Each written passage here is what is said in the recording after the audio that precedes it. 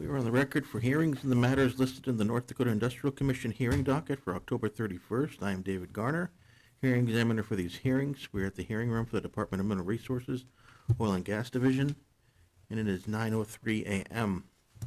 On the docket, the following matters will be continued or dismissed. Case number 31300 continued. Case number 31301 continued. Case number 31302 continued. Case number 31154 continued. Case number 31151 continued. Case number 31315 continued.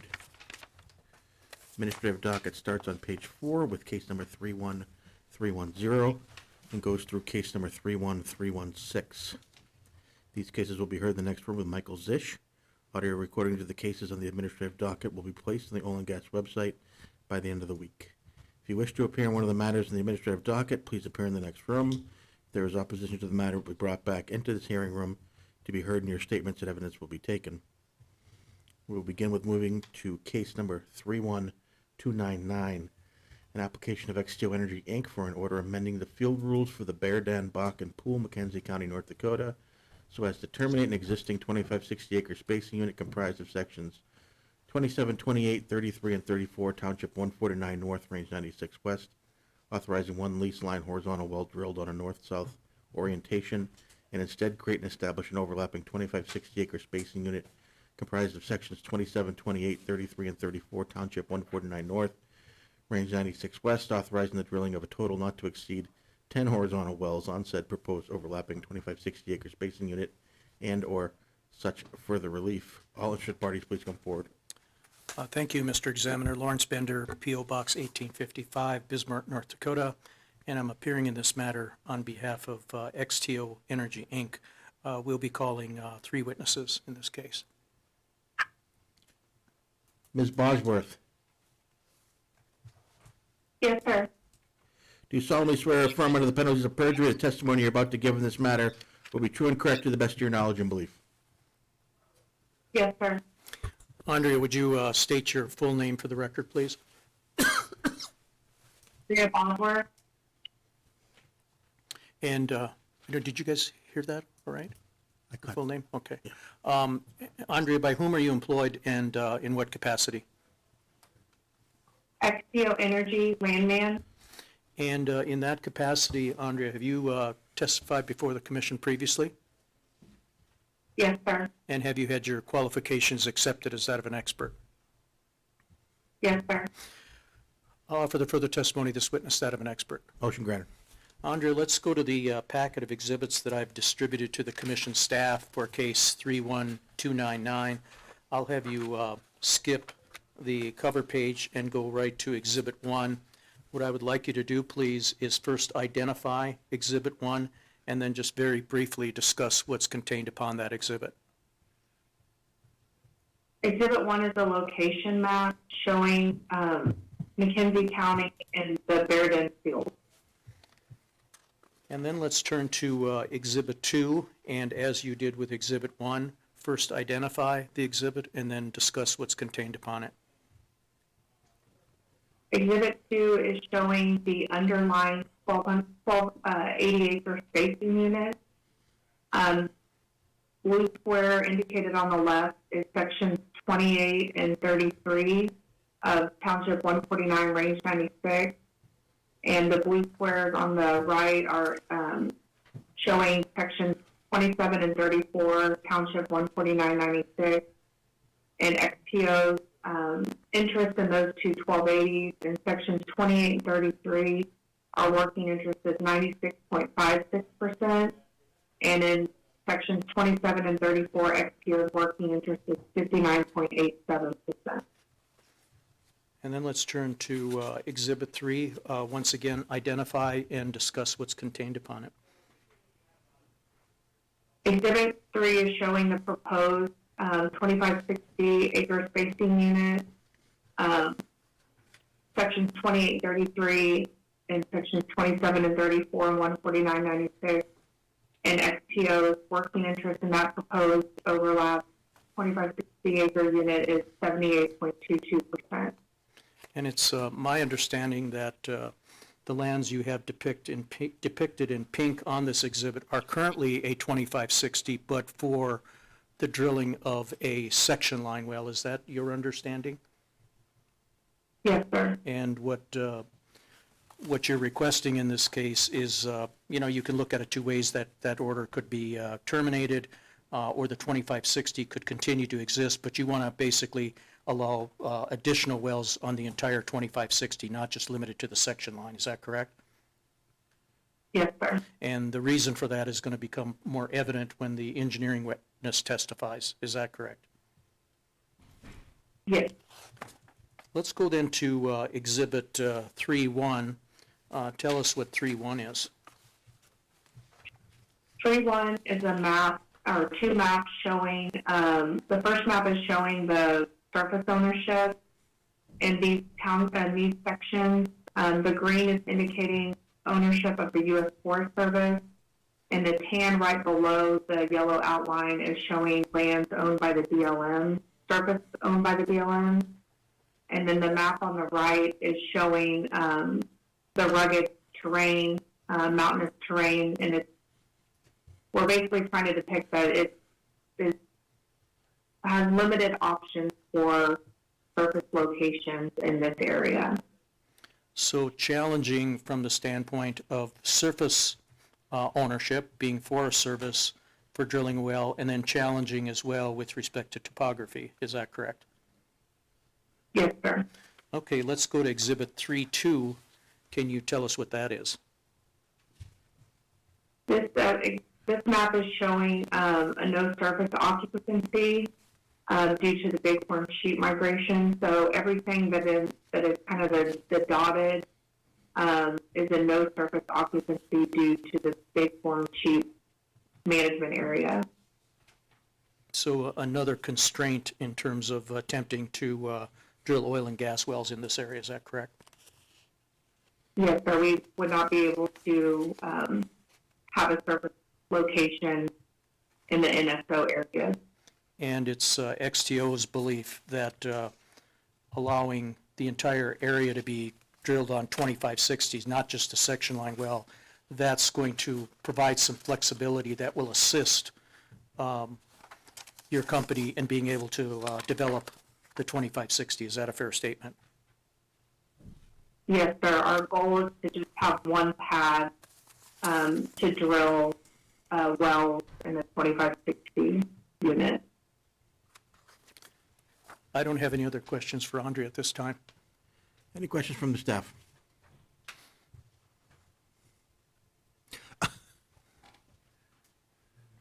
So we have limiting questions for Mark. He's not giving him a mic. But,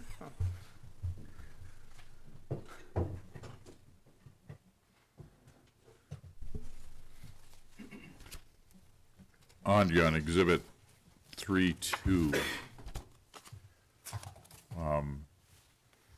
which section is which here? you can tell, Mark, by looking at the, oh, I'm sorry. Yeah, it should be outlined. Maybe it's not. Mark, if you look at the bottom of the exhibit, you'll see the correction lines. And if you go to Exhibit 3.1, that shows where the correction line is. So that'll help you, I think. So 34 is the bottom right. Yes, sir.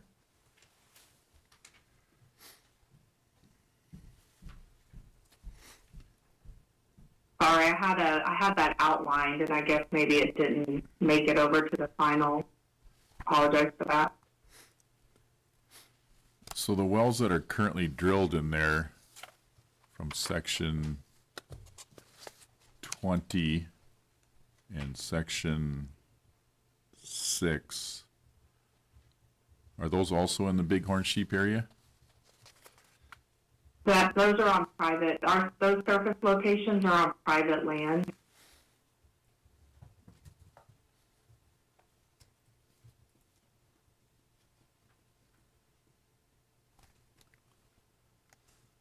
And our proposed new pad location would also be on private land in Section 6.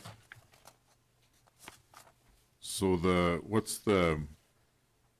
what are the other colors on here representing?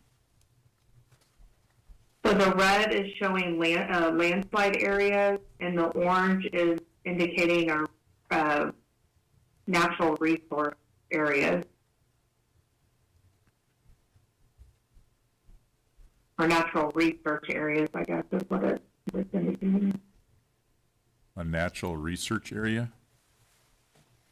That's what I was told. This is a Forest Service map. What's a natural research area?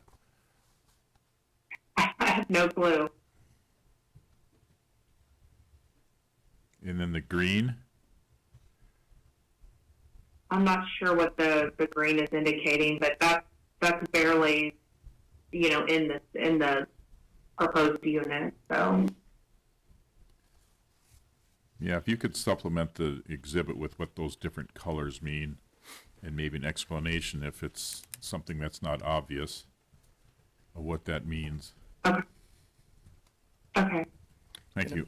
And not to correct Andrea, but we'll take a look too at that national research area. I actually think it's natural resources area, but we'll provide an explanation. Okay. Not trying to correct you, Andrea, but I think that's what it may be. Okay, thank you.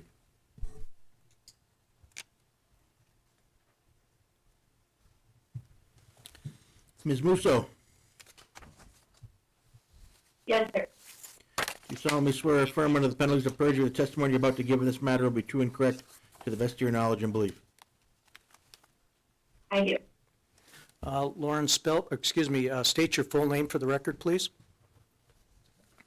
Lauren, Could you pronounce your last name again? yes, Musso, M-U-S-S-O. Okay, thank you. And Lauren, by whom are you employed? Ensemble, In what capacity? I'm a geoscientist. Okay, I think some of the staff members had a difficult time understanding what you said when I asked you by whom you're employed. ExxonMobil. Okay. And I believe you indicated in what capacity. Have you testified before the commission on previous occasions? I have not. What I'd like you to do, Lauren, is briefly highlight for the commission your educational background and work experience. Sure. I have an undergraduate degree in geoscience from Texas A&M University and a master's degree in geoscience from University of Houston and 13 years with ExxonMobil. And in preparation for today's hearing, have you made a thorough study and review of all the relevant geologic matters concerning XTO's request in this case? Yes, And have you prepared or had prepared under your control and supervision some exhibits you intend to sponsor? yes, Have you satisfied yourself as to the accuracy of those exhibits? yes. For the further testimony if this witness is that of an expert. Motion granted. Okay, Lauren, let's go back to the packet of exhibits that Andrea started talking about. She discussed several exhibits, but we are now on Exhibit 4. Excuse me. Could you identify Exhibit 4 and then briefly discuss what's contained upon that exhibit? Yes. Exhibit 4 is the geologic structure map of the Upper Bakken Shale. The contour interval of this map is 20 foot. So over the indicated proposed spacing, indicated in pink there, we have a dip of less than 1 degree to the southwest. And no structural features such as faults have been mapped in this area. Okay. We have And Bakken pretty. Oh, sorry. no, I'm sorry. I thought you'd finished. Continue, please. I apologize. Oh, no problem. We have Bakken producers indicated with blue production highlight bubbles, and we have the Reed Works production indicated with green production bubbles, and we have a cross-section line which is sufficiently representative of our proposed spacing unit, indicated with a brown line, A to A prime, which will be the next exhibit. Okay, let's go to that, the next exhibit, Exhibit 5. As you did with the previous exhibit, identify it and then briefly discuss what's contained upon it. Yes, so this is the cross-section indicated on the last slide, A to A prime. It's from north to south. These two wells here show very consistent thicknesses from the, for each bench, the upper Bakken, middle Bakken, lower Bakken, the 341, 342, and 343. Very consistent properties throughout these two wells. And I believe you testified on the previous exhibits that, in your opinion, there are no anomalies or faults that you're aware of in this area. Is that correct? That is correct. And based on your Exhibit 5, is it your opinion that you have uniformity with respect to thickness, porosity, and permeability? That is correct. No further questions of this witness. Any questions from the staff?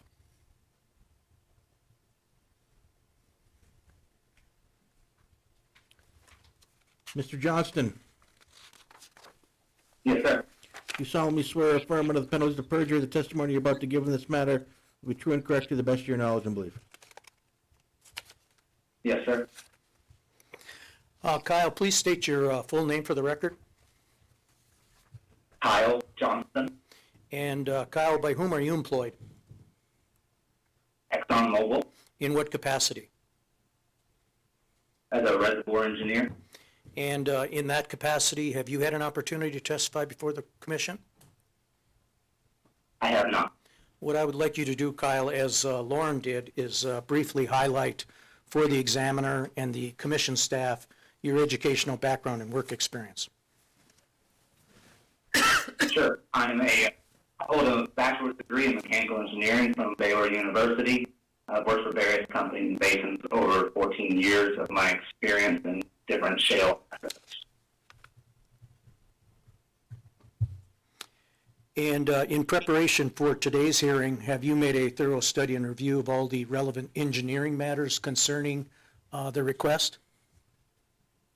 Yes, I have. And have you prepared or had prepared under your control and supervision some exhibits you intend to sponsor?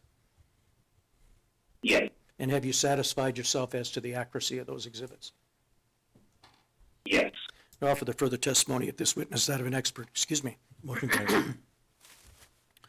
Did you Motion grant it? carries. Okay, thank you. I was clearing my throat, didn't hear you. Kyle, let's skip over Exhibit 6 for just a moment, and let's start with Exhibit 7. Sorry if I'm throwing you a curve on that, but I think it probably would make more sense to just discuss Exhibit 7 first. So can you, as the previous witnesses have done, identify Exhibit 7 and then briefly discuss what's contained upon it? Yes, so this is a preliminary directional drilling plan. What you're going to see here is our preliminary kind of well layout for development, as well as the existing wells on there. As discussed, the color scheme is the same, where you have the blue dot for bubbles will be the Bakken well currently exists, and the green Three Forks, and then you have blue sticks as the new development wells. Bakken, green sticks as the new development wells. So Three Forks, you'll see it's a staggered development scenario. Okay, and I believe the request was for 10 horizontal wells. How many wells do you have depicted on your Exhibit 7? So one right now has 9 wells. Okay, and can you explain to the commission at this point in time why you're proposing 9 wells rather than 10? After further analysis and that we conducted and economic efficiencies, we determined that 10 wells was too tight on the spacing and would not be optimal for it. But at this point in time, are you requesting that the request remain at 10 wells? Up to 10 would be the request. Yes. But if the commission were to determine, because of the layout that you have here, that they only want to allow 9, would XTO have any objection to that? No, there would be no objection. Let's now go back to, excuse me, before we go back, I have another question or two on this exhibit. It appears to me from looking at this exhibit that what you're proposing is alternating Middle Bakken and Three Forks wells. What's the distance that you would have between Middle Bakken and Three Forks wells as you extend across this proposed 20, well, not proposed 2560, but the 2560 that is currently in existence? So the current horizontal spacing is just shy of 600 feet currently between the new development. We're having a little trouble hearing you, and maybe I could phrase the question a little bit differently too, because I'm not sure that you answered what I was trying to ask. But what's the distance between, now I'm talking about the proposed 9 wells that you have depicted on Exhibit 7. What's the distance between the Middle Bakken wells and the Three Forks wells?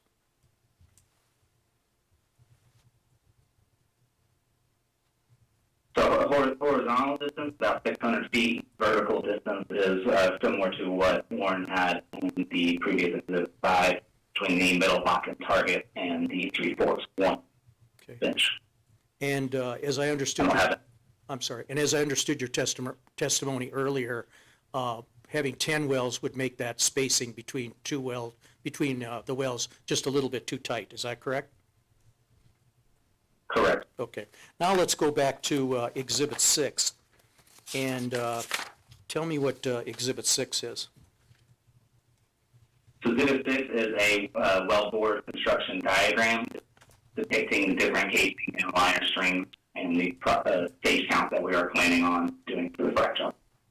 And how many frac stages do you anticipate in each of these wells? 29 frac stages. All right, let's now go back to, or not back, but let's go to the next exhibit, Exhibit 8. Tell us what Exhibit 8 is. So Exhibit 8 has the reservoir properties for this area along with economic analysis. Can you go through the reservoir characteristics just briefly? You don't have to hit every item, but some of the more important ones, lithology, GOR, formation volume factor, drilling size, that sort of thing. The lithology that we're present here is dolomite limestone, oil gravity around 42 API, with a GOR approaching 2,800 per standard barrel, and pay thickness in the Bakken area is approximately 40 feet, with a porosity of Okay, and then the economics, can you do the same thing with the economics? Highlight the more important aspects of the economics? So for each well, we're looking at an EUR in place for approximately 2-mile lateral of about 700,000 barrels per well and about 2 BCF of gas per well. Operating costs, we have about $15,000 per month average. And then we run this at a $65 flat oil price, $2.50 flat gas price.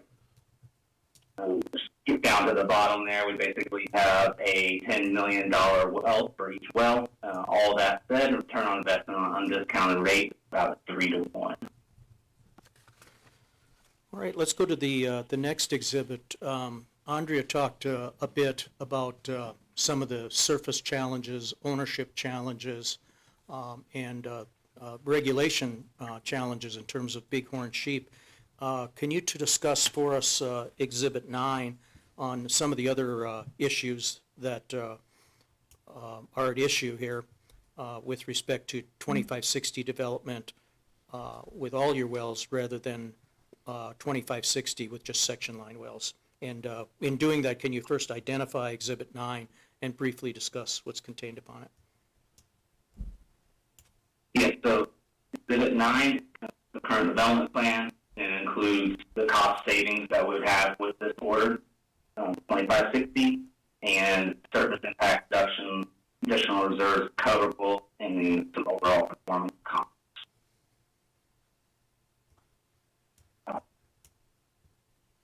Can you discuss some of the cost savings and what the reduction in surface impact will be? Yes, the cost savings we currently have about $15 million for facilities and about $1 million for a pad. This assumes if the soil is not here, we would have to drill an additional pad, which we've heard before. It's going to be difficult in this area just due to the various reasons.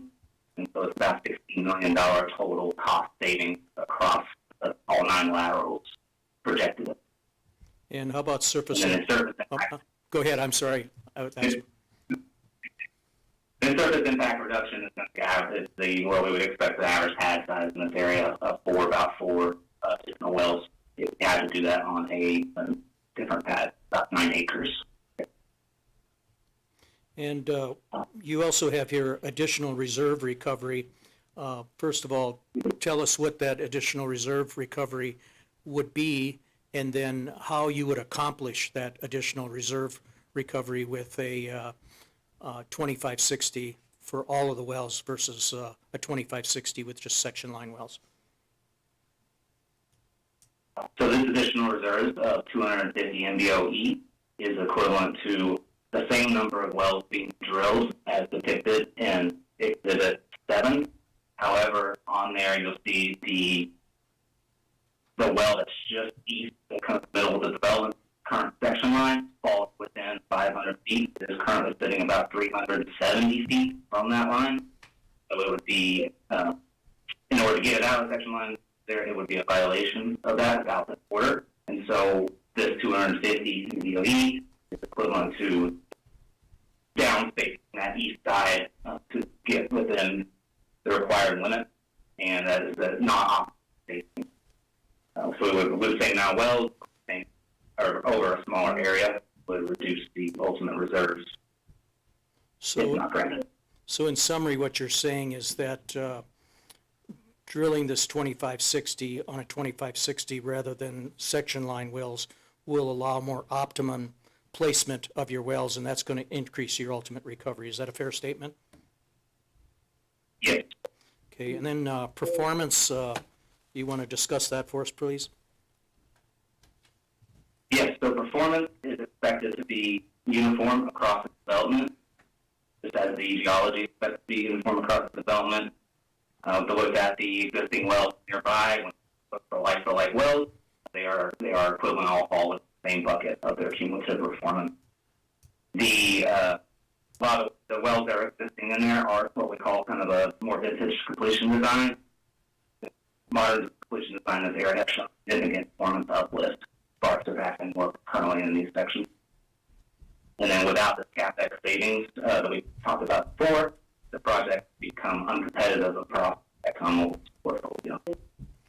And let me just briefly address your last point when you say without CapEx savings, and I assume you mean those savings that you've set forth above, and you say project is uncompetitive, you're saying that at least short time, it's probably not going to get drilled. Is that correct? Correct. And now let's go to Exhibit 10. Is that a gas capture affidavit that the commission typically requires in these sorts of matters? Yes. In your opinion, will the requested relief prevent waste? Yes. Will it protect relative rights? Yes. Will it prevent the drilling of unnecessary wells?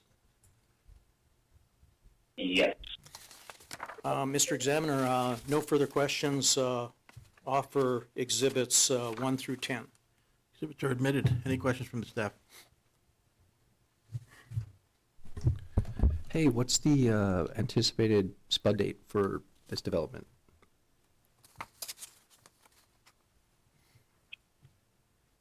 It's about around 2027. And then, are you going to be batch drilling all 9 of these wells? Yes. Plan is to drill all 9 wells in order and complete them all at the same time.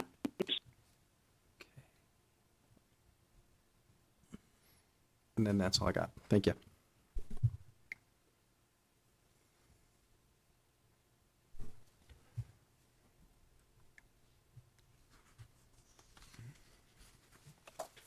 Kyle, on Exhibit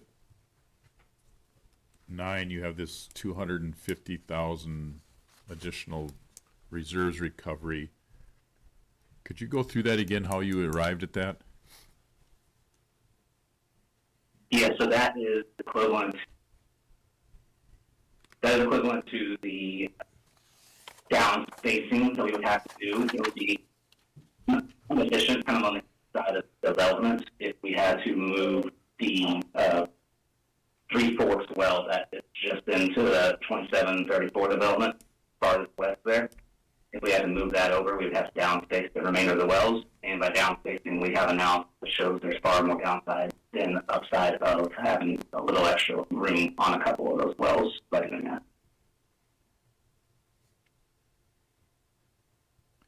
So that's due, I mean, that $250,000 or 250,000 barrels, that's due to tighter spacing and competition?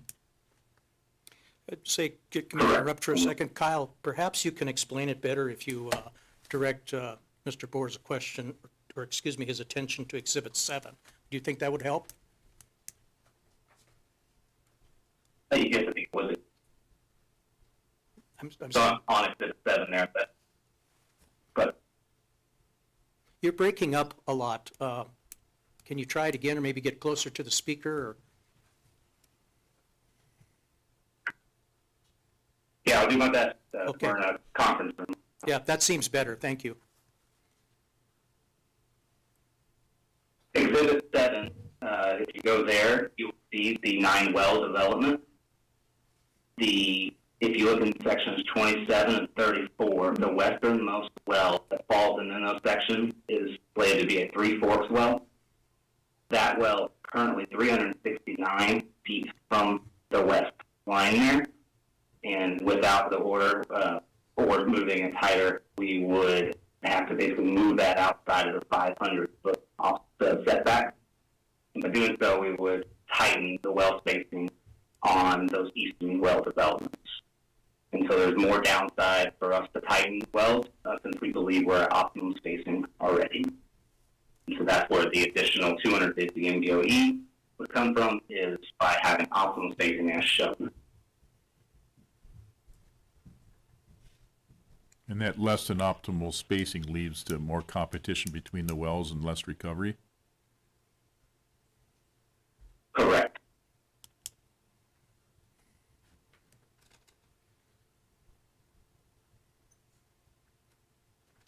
You have the same number of wells over a virtually smaller area on the east side of the development.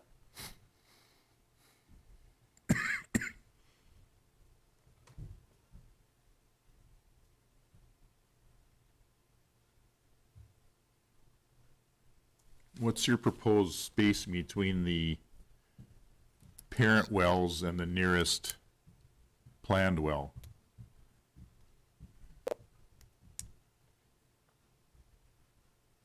I believe I have it right around 700 feet currently.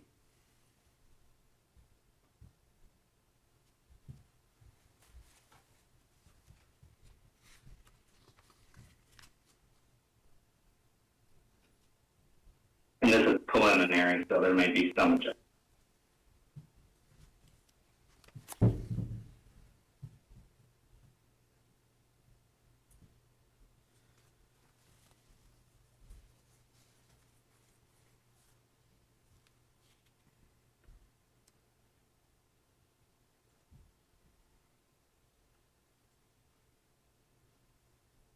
Okay, thank you. And Mr. Boer, I apologize. I didn't mean to take the witness away from you, but I thought if you used this exhibit, it might be easier for you to follow.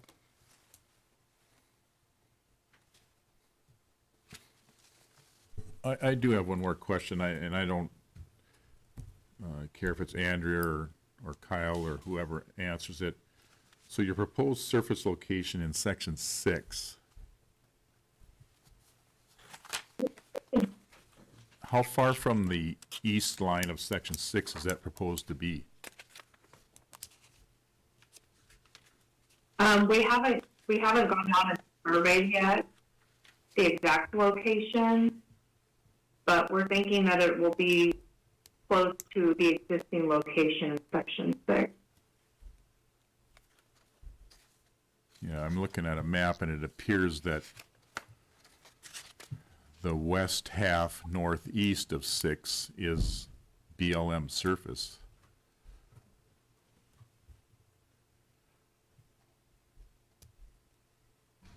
But you would propose, Yeah, we would not be putting it on BLM, it would be on private. okay, thank you.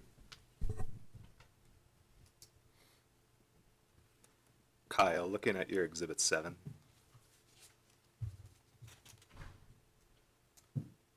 Yeah. Maybe this was covered already, but what is preventing you from using the existing pads that were drilled on 1280s? Can they not be So the current expanded? pad right now is too small for our development, and we would have to, from my understanding and what I've been told, we'd have to take off all the facilities off that current one, kind of redo the whole pad and put new facilities on there, and the facility design is neat for all of those And uneconomic. due to your Kind of surface proceed. constraints here, they wouldn't be able to be expanded? I do not believe.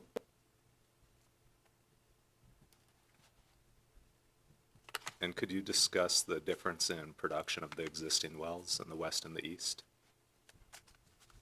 Yep, so the west and the east, the west are the Foley wells. They all came on right around the same time frame. The east has the William Jorgensen wells. One of the Williams and one of the Jorgensen that came on significantly earlier than the other two. So if you compare those on a normalized basis, if you compare the east and the west wells, they're 1, 2, and almost 3-year cumulative currently to date. All fall within the same range of each other.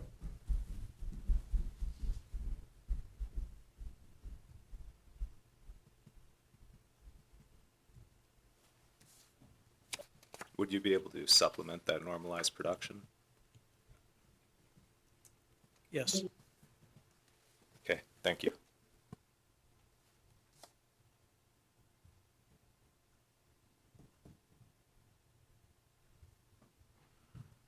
Lawrence, how long do you need the record open for?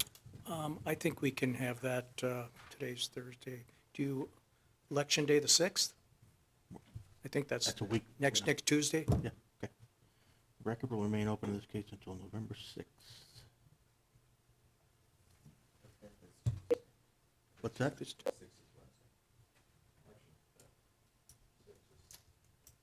Next Wednesday, whatever day that is. Is it the 6th? We'll keep it open to the 6th. Okay. Okay. That concludes the hearing for case number 31299.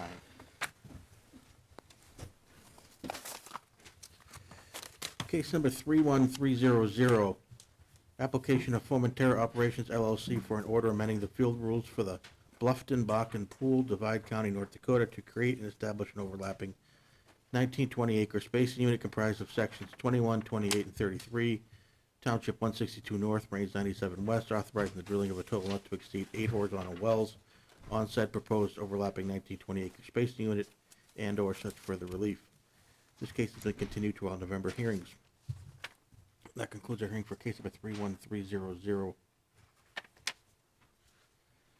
Case number 31301, application of Stevens Williston LLC, DBA SEG Williston LLC, for an order amending the field rules for the Bluffton Bakken Pool, Divide County, North Dakota, to establish an overlapping 1920 acre stand-up spacing unit comprised of all of sections 9, 16, and 21, Township 162 North, Range 97 West, and authorizing the drilling, completion, and production of a total not to exceed 8 horizontal wells on such proposed spacing unit and such other relief as appropriate. This case has been continued to our November hearings. That concludes our hearing for case number 31301. Case number 31302, application of WPX Energy Williston LLC for an order for the Wolf Bay Bakken Pool, Dunn County, North Dakota, to create and establish an overlapping 2880 acre spacing unit comprised of all of sections 31 and 32, the west half of section 33, Township 147 North, Range 92 West, and the west half of section 4, and all of sections 5 and 6, Township 146 North, Range 92 West, authorizing the drilling of a horizontal well on or near the section line between existing spacing units on said proposed overlapping 2880 acre spacing unit, and such further relief as appropriate. This case has been continued to our November hearings. That concludes our hearing for case number 31302.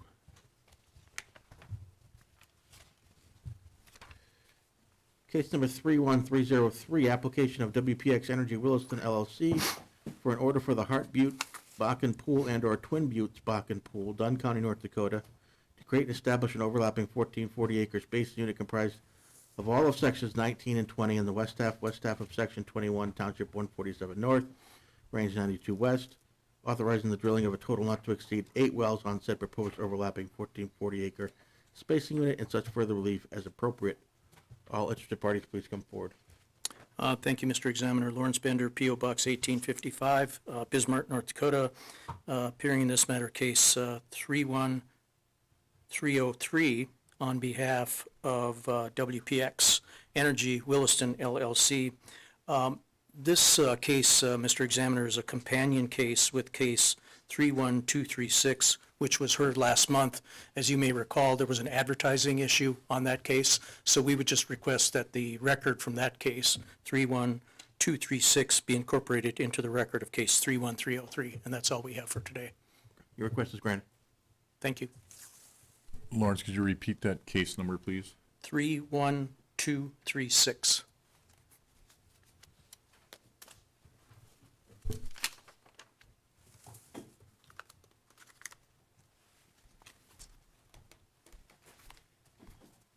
All right, that concludes our hearing for case number 31303.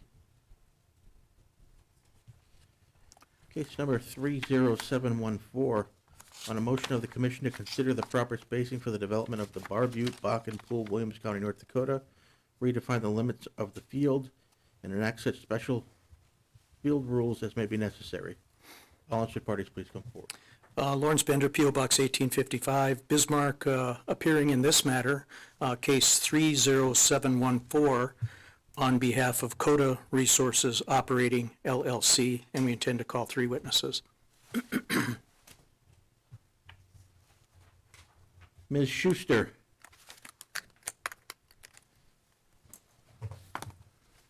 Allie, are you there? Yes, can you hear us? Now we can. Okay, great. Do you solemnly swear or affirm under the penalties of perjury the testimony you're about to give in this matter will be true and correct to the best of your knowledge and belief? I do. Allie, state your full name for the record, please. Alex Schuster, And by whom are you employed? Coda Resources, In what capacity? as a landman. And in that capacity, have you testified before the commission previously? Yes, Had your qualifications accepted as that of an expert? yes. You would offer the further testimony of this witness that of an expert. Motion granted. Allie, let's turn to a packet of exhibits for this case, 30714. I've distributed to the commission staff. Just very, very briefly, will you tell us what exhibit L1 is? Yes, I guess really quickly, just to start this off, this case is in response to a letter received from the NDIC dated February 1st, 2024, requesting proper spacing for the Bar Butte field, or Bar Butte Bakken Pool. The L1 shows the operators in the field for the Bar Butte Bakken Pool, which is the current operator is Coda Resources. Okay, so just this exhibit is provided because the commission asked for this information. Is that a fair statement? Correct, yes. Okay, let's go to L2. Okay, Exhibit L2 is just the regional locator map showing where the Bar Butte field is located, as well as our general area of Exhibit L3 shows the shape and size of the existing unit in the Bar Butte field. As you can see, there are 4 1920s that CODA spaced last year under case number 30393. We're still waiting on the order for that spacing. And then you can also see in blue outlined the 1280 spacing units that were established under case 28376, order number 30834. A couple of those were left in place due to producing wells under our 1920. Okay, let's go to L4. Exhibit L4 shows the producing wells and pools within the Bar Butte field. As you can see, CODA operates 1, 2, 3 wells within the field. Okay, and Exhibit 5, L5? Exhibit L5, this is going into the specific drilling and spacing units that are established within the field. So this is the 1920 located in section 22, 27, and 34, 159, 102. This was spaced as the 1920 under case number 30393. And our earliest expiration in there is at the end of this year. And our current working interest in there is 35.88%. Exhibit L6? Exhibit L6 is the individual 1920 spacing unit in sections 2, 11, and 14. This overlaps an existing 1280 spacing unit in 14 and 23. There is a well located in sections 14 and 23, corridor 2614. Our earliest expirations in the two sections to the north is in May of 2025, and our current working interest in this DSU is 79%. Okay, L7? Exhibit L7 says the 1920 spacing unit in sections 3, 10, and 15. The earliest expiration in here is in May of 2025 as well. There is an existing well in sections 3 and 10, and our current working interest in the 1920 is 56%. Okay, and L8? This shows the existing 1920 in sections 23, 26, and 35. We've got two wells in this, one fully included within the 1920, the 2635-1B8. And then again, we've got a overlapping spacing unit here with our 1280 underneath in the corridor 2614. This is entirely HCP, so we have no expirations in here, and our current working interest is 86.35%. And L9? Exhibit L9 shows a 1280 in sections 1 and 12. This was not included in our 1920 spacing that we did earlier in 2023. The earliest expiration we have over here is in February of 2029, and we have 2.37% working interest in the existing 1280. L10? This is the 1280 located in sections 13 and 14. Our earliest expiration is in May of 2026. We have 1.32% working interest in this 1280. And L11? This is the 1280 located in sections 25 and 36. Our earliest expiration is in November of 2025, and we have 12.5% in this unit. No further questions for the land witness. Any questions from the staff? Ally, on your exhibit L5, as you pointed out, there's a pending case out there for requesting some stand-up 1920s, one of them being 22, 27, and 34. And the commission has not issued an order in that case contingent upon hearing this proper spacing hearing, but the earliest expiration is December 3rd of 2024. When do you plan to spud a well in this 1920? And right now, our focus.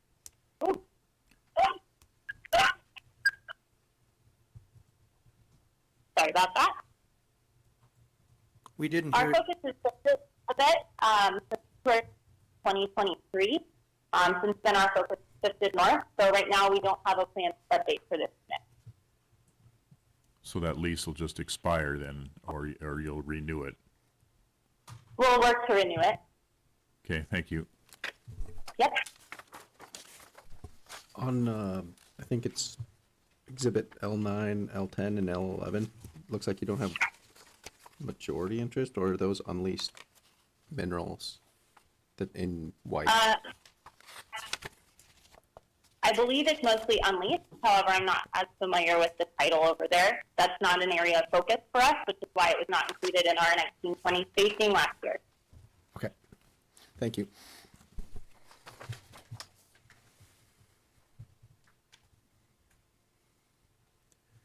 Ms. Pfeiffer, Yes, sir. do you solemnly swear or affirm under the penalties of perjury the testimony you're about to give in this matter will be true and correct to the best of your knowledge and belief? Yes. Catherine, state your full name for the record, please. Catherine Piper, And Catherine, by whom are you employed? Coda Resources, What capacity? as a geologist. And in that capacity, you've testified before the commission, had your qualifications accepted as that of an expert? Yes, I have. Offer the further testimony of this witness out of an expert. Motion granted. Catherine, let's go to Exhibit G1. Can you identify G1 and briefly discuss what's contained upon it?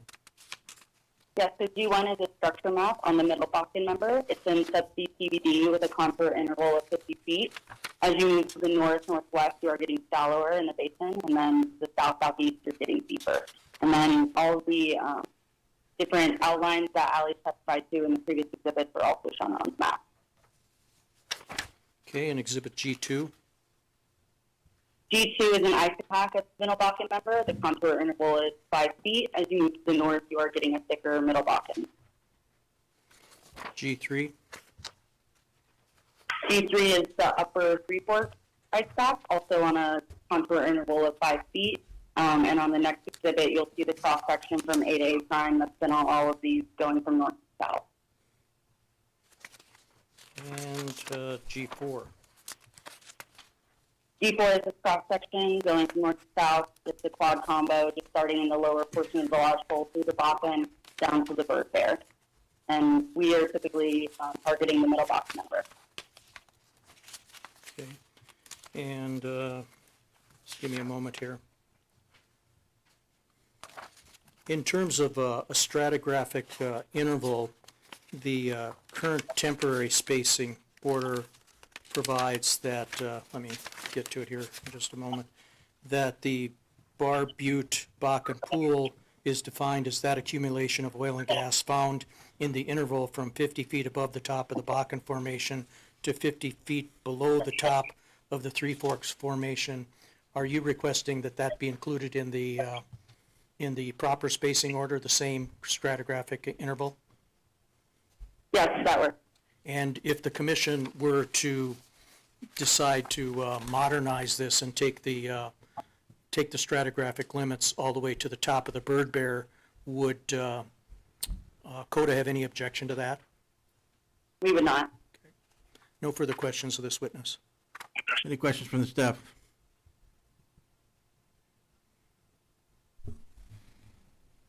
Catherine, with respect to the last bit of discussion regarding the stratigraphic limits, is there any reason that CODA has to extend that stratigraphic limits, or do you have any information indicating that the lower portions of the Three Forks would be prospective targets? Not for us. Okay. Based off. Thank you. It was just an indication on our part that if the commission decided to do that and keep it consistent with some of the other orders, we wouldn't have any objection.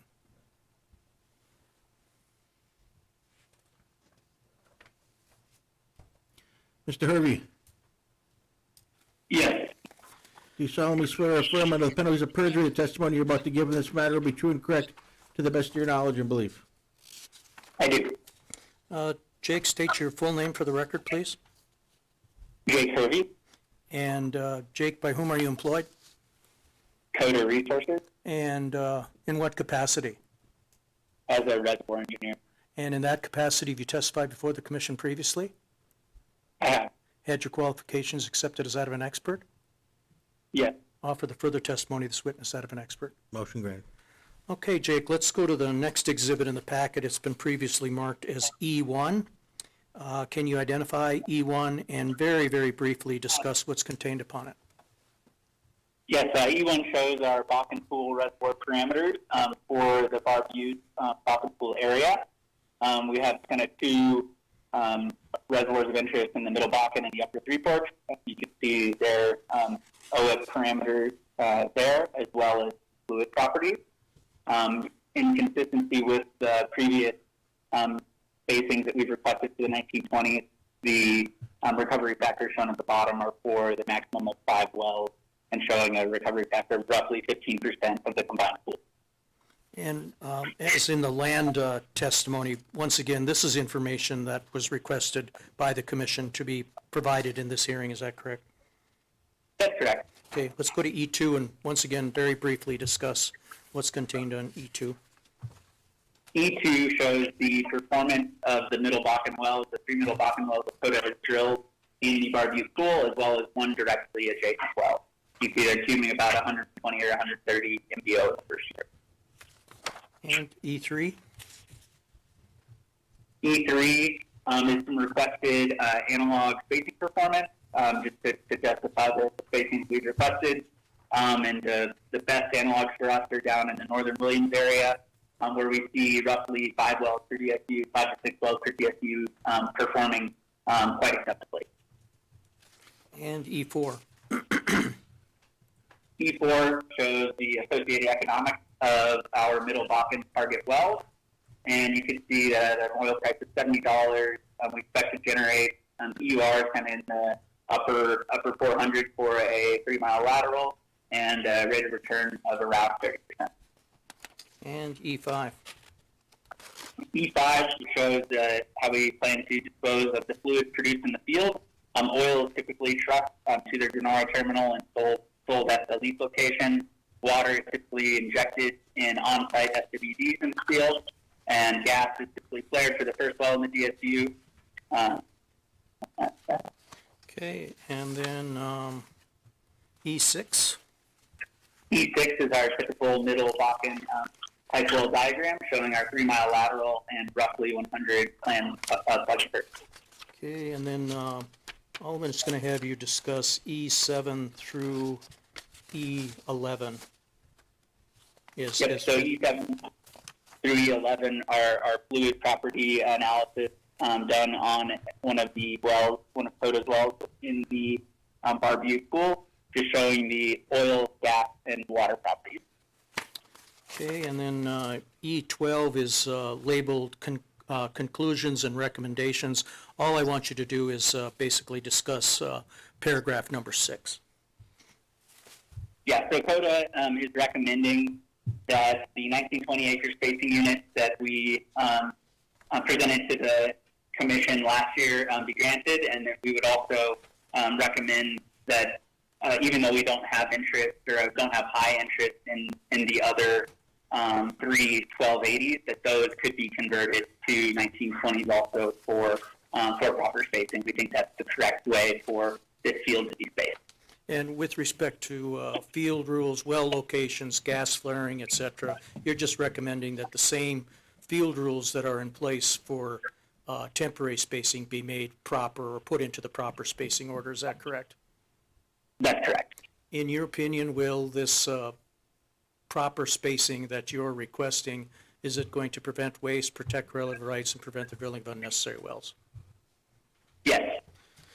No further questions, Mr. Examiner. We'd offer each one of the exhibits that were discussed by the 3 witnesses. Exhibits are admitted. Any questions from the staff?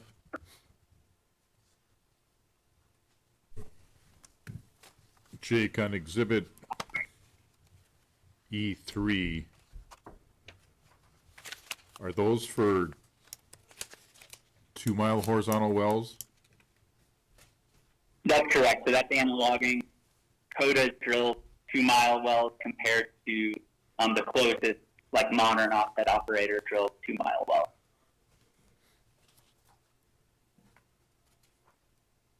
So the different colors depict different wells, or what do those colors mean? So those are different well packages. So what I'm showing here is two wells that are listed, that are shown in blue there, that are standalone wells, compared to two sets of wells that were drilled at 5 to 6 wells per DSU density. And these were drilled by Crescent Point at the time, now operated by Kraken. But just showing that the performance of the standalone wells, the blue, is fairly similar to the performance of the 5 to 6 well per DSU package as well, which is what we're targeting for this field, is to have minimal degradation with spacing. In the 2 grayish lines at the bottom, So the grayish lines are offset legacy completion, and that's just showing the kind of completion uplift that's achieved with the high density completions in the Blue Ridge and Winterfield, and that's the same concept that we've applied in the Bar Butte.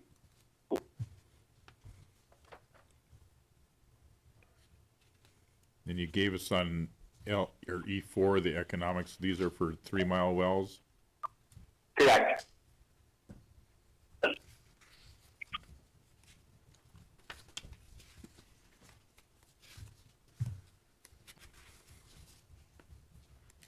So what are the economics of your current 1280 wells? The economics of the current 1280 wells would not meet our internal threshold.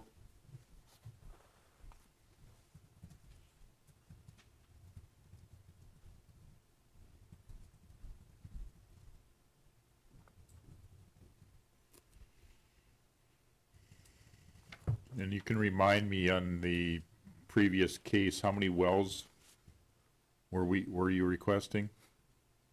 A maximum of five. You said 5? That's it. Okay, thank you. Jake, on exhibit E12, your paragraph 5, you have order number 30834, provided that all wells completed in the Bar Butte Bakken pool shall be allowed to produce a max efficient rate and flare the gas. Am I right in stating that that should actually be for the wells that have received an exemption from the Century Code of 3808-06.4 and not just automatically all wells? Let me respond to that. That was shorthand, that you have to meet all the other requirements in the order.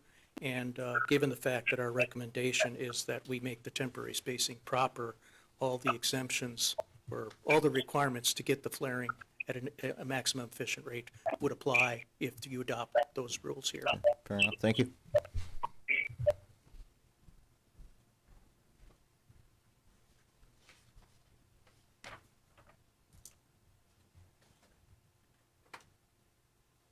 Okay, that concludes our hearing for case number 30714. At this time, we'll take a 10-minute break. Thank you all.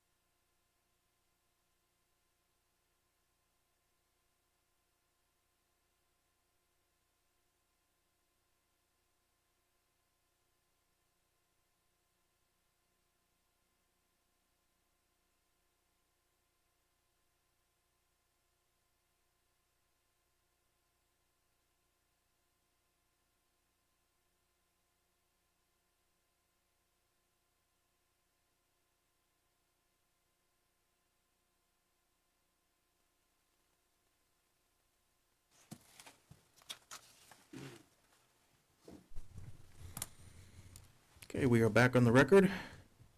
Begin with case number 31049. Application of Hunt Oil Company for an order amending the field rules for the partial Bakken Pool, Montreal County, North Dakota, so as to create and establish the following. 1. An overlapping 1280 acre space unit comprised of sections 25 and 36, Township 155 North, Range 90 West, authorizing the drilling of a total not to exceed 2 wells on said proposed overlapping 1280 acre spacing unit. And 2. An overlapping 2560 acre spacing unit comprised of sections 25 and 36, Township 155 North, Range 90 West, and sections 30 and 31, Township 155 North, Range 89 West, authorizing the drilling of a horizontal well on or near the section line between existing spacing units on said proposed overlapping 2560 acre spacing unit and/or such other and further relief as appropriate. All interested parties, please come forward. Thank you, Mr. Examiner. Lawrence Bender, P.O. Box 1855, Bismarck, appearing in this matter, case number 31049 on behalf of Hunt Oil Company. Hunt plans on calling 3 witnesses. Mr. Bodley.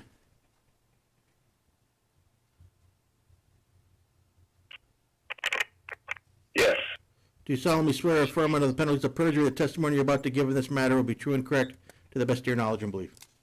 I do. Matt, state your full name for the record, please. Matt Bodley, And Matt, by whom are you employed?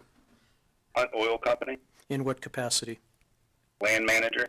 And in that capacity, have you testified before the commission previously? Yes, Had your qualifications accepted as that of an expert? yes. For the further testimony of this witness, that of an expert. Motion granted.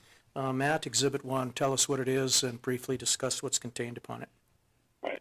Exhibit 1 is a regional location map showing partial field within Montreal County.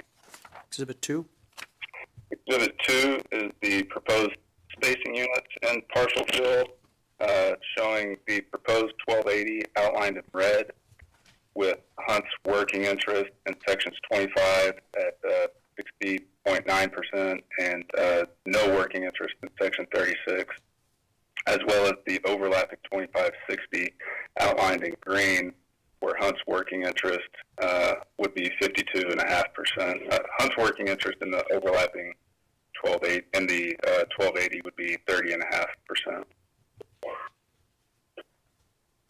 no further questions. Any questions from staff? Have you had any conversations with the other working interests and they're okay with this spacing? That's correct.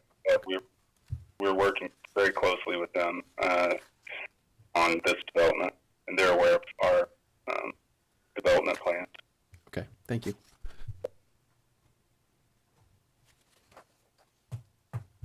Mr. Baumann, Yes, do you solemnly swear or affirm under the penalties of perjury testimony you're about to give in this matter will be true and correct to the best of your knowledge and belief? yes. Joe, state your full name for the record. Joe Baumann, And Joe, by whom are you employed? Hunt Oil Company, What capacity? senior staff geologist. And in that capacity, have you testified before the commission previously? I have. And have you had your qualifications accepted as that of an expert? Yes. For the further testimony of this witness, that of an expert. Motion granted. Okay, Joe, let's go to Exhibit 3, identify and briefly discuss what's contained on Exhibit 3. Exhibit 3 is a structure map on top of the Bakken Formation over partial field area. Contours are in 50-foot subsea depth. Across here, middle Bakken laterals are indicated by the blue lateral, 3/4 in red. The two proposed DFUs are indicated by the red shading for the 1280 and the green dashed outline. And the type log for this field is indicated by the red circle with the label down there. Okay, let's go to Exhibit 4.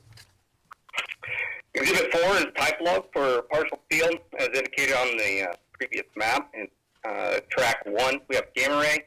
Track 2 are porosity logs. Track 3 are resistivity logs. The upper and lower shales, Bakken shales, are indicated by the gray shading. And our target interval, the middle Bakken reservoir, is indicated by the yellow shading. The top and the base of the Bakken floor are defined as 50 foot above the top of the Bakken Formation down to the top of the bird bear. Those are indicated by the full black dash line. No further questions. Any questions from the staff?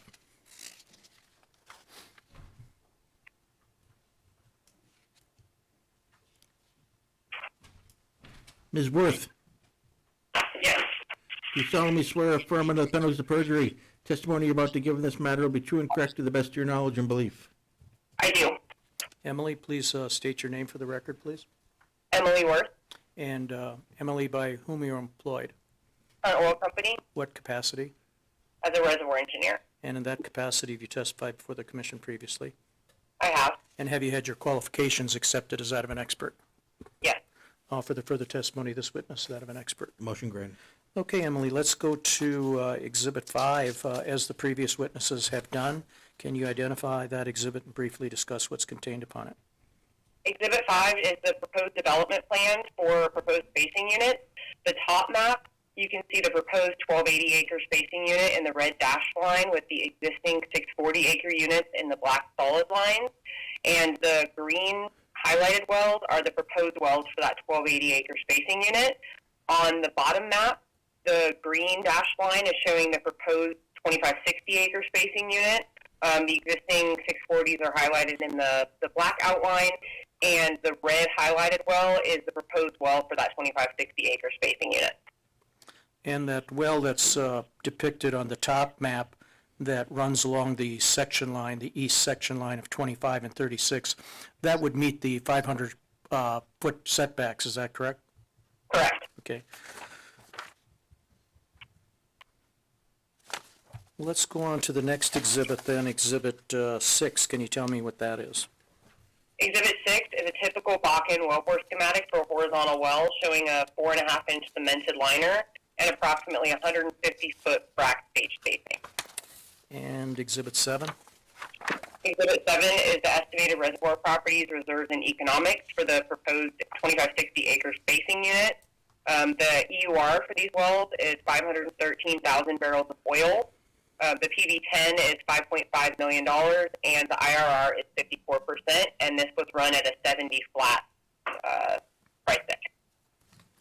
And then the next exhibit, Exhibit 8, is that a gas capture affidavit that the commission typically requires in these sorts of matters? Yes. In your opinion, will the requested relief prevent waste, protect relative rights, and prevent the drilling of unnecessary wells? Yes. No further questions, offer the exhibits. Exhibits are admitted. Any questions from the staff? Emily, what is your anticipated spud date for these? The earliest start date will be Q3 of 25.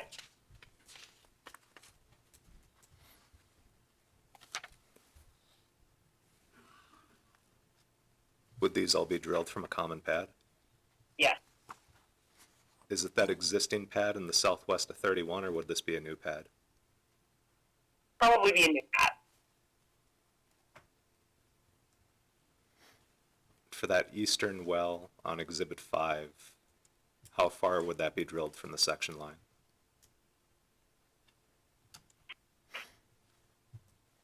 At least 550. At least 550? Yes. And for your section line well on the south end, how far would that be drilled off the lease line?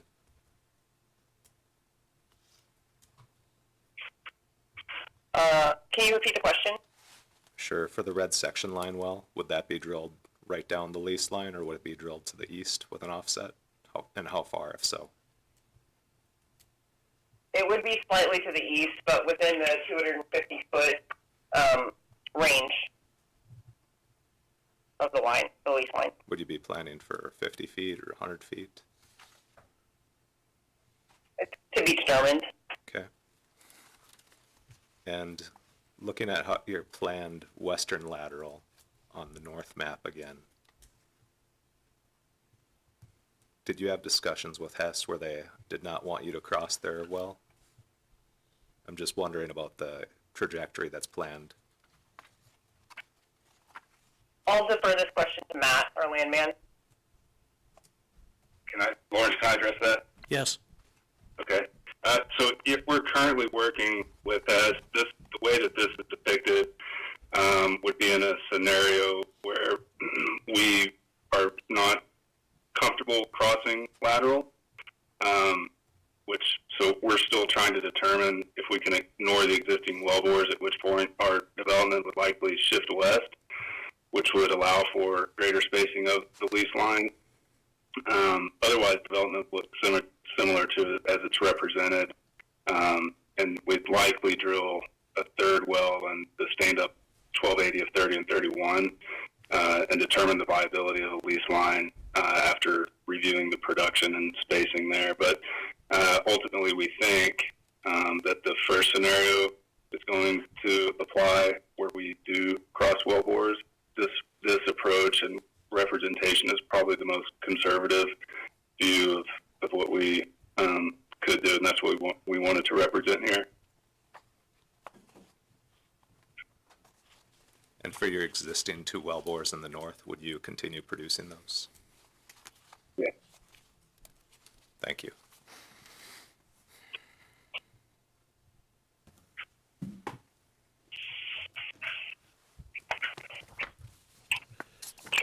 That concludes our hearing for case number 31049.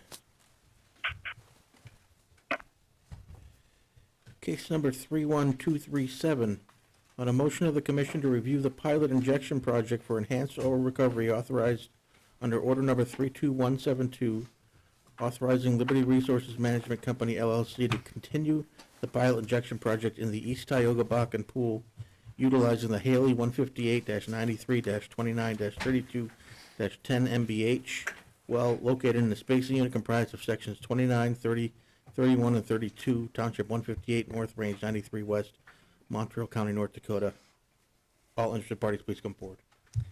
Thank you, Mr. Examiner. Lawrence Bender, P.O. Box 1855, Bismarck, appearing in this matter, case 31237, on behalf of Liberty Resources Management Company, LLC. We intend to call one witness in this matter. Mr. Pearson, please raise your right hand. Do you solemnly swear or affirm under the penalties of perjury the testimony you're about to give in this matter will be true and correct to the best of your knowledge and belief? I do. Mark, state your full name for the record, please. Christopher Mark Pearson, And Mark, by whom are you employed? Liberty Resources Management Company, In what capacity? as president and CEO of the company. And you are an engineer by education and training, is that correct? That is correct. And in that capacity, you've testified before the commission previously, I have. had your qualifications accepted as that of an expert, I have. offer the further testimony of this witness that of an expert. Motion granted. Okay, Mark, let's turn to the packet of exhibits that I've distributed to the commission staff. Let's skip the cover page, and do you want to briefly discuss the table of contents to give everybody an idea Sure. as to what we're going to be talking about, or? Sure. Okay. In fact, let me just make a comment up front that I appreciate the opportunity to come before the commission this morning and talk about the work that Liberty Resources Management Company has done under this order that you issued to conduct what has been our second EOR pilot project. The Chinese philosopher Lao Tzu said that the journey of 1,000 miles begins with one step. And I think what we have done here is demonstrate the first step in increasing the recovery of oil from the Bakken Formation, which will be to the benefit of not just the state of North Dakota, but all the residents and citizens of North Dakota. So I hope that in my testimony today that I will be able to show you that it was a good decision to grant this order, and when you have reviewed the data here, and that you will see that Liberty has conducted the operations here in a safe manner. We had no accidents during any of the operations.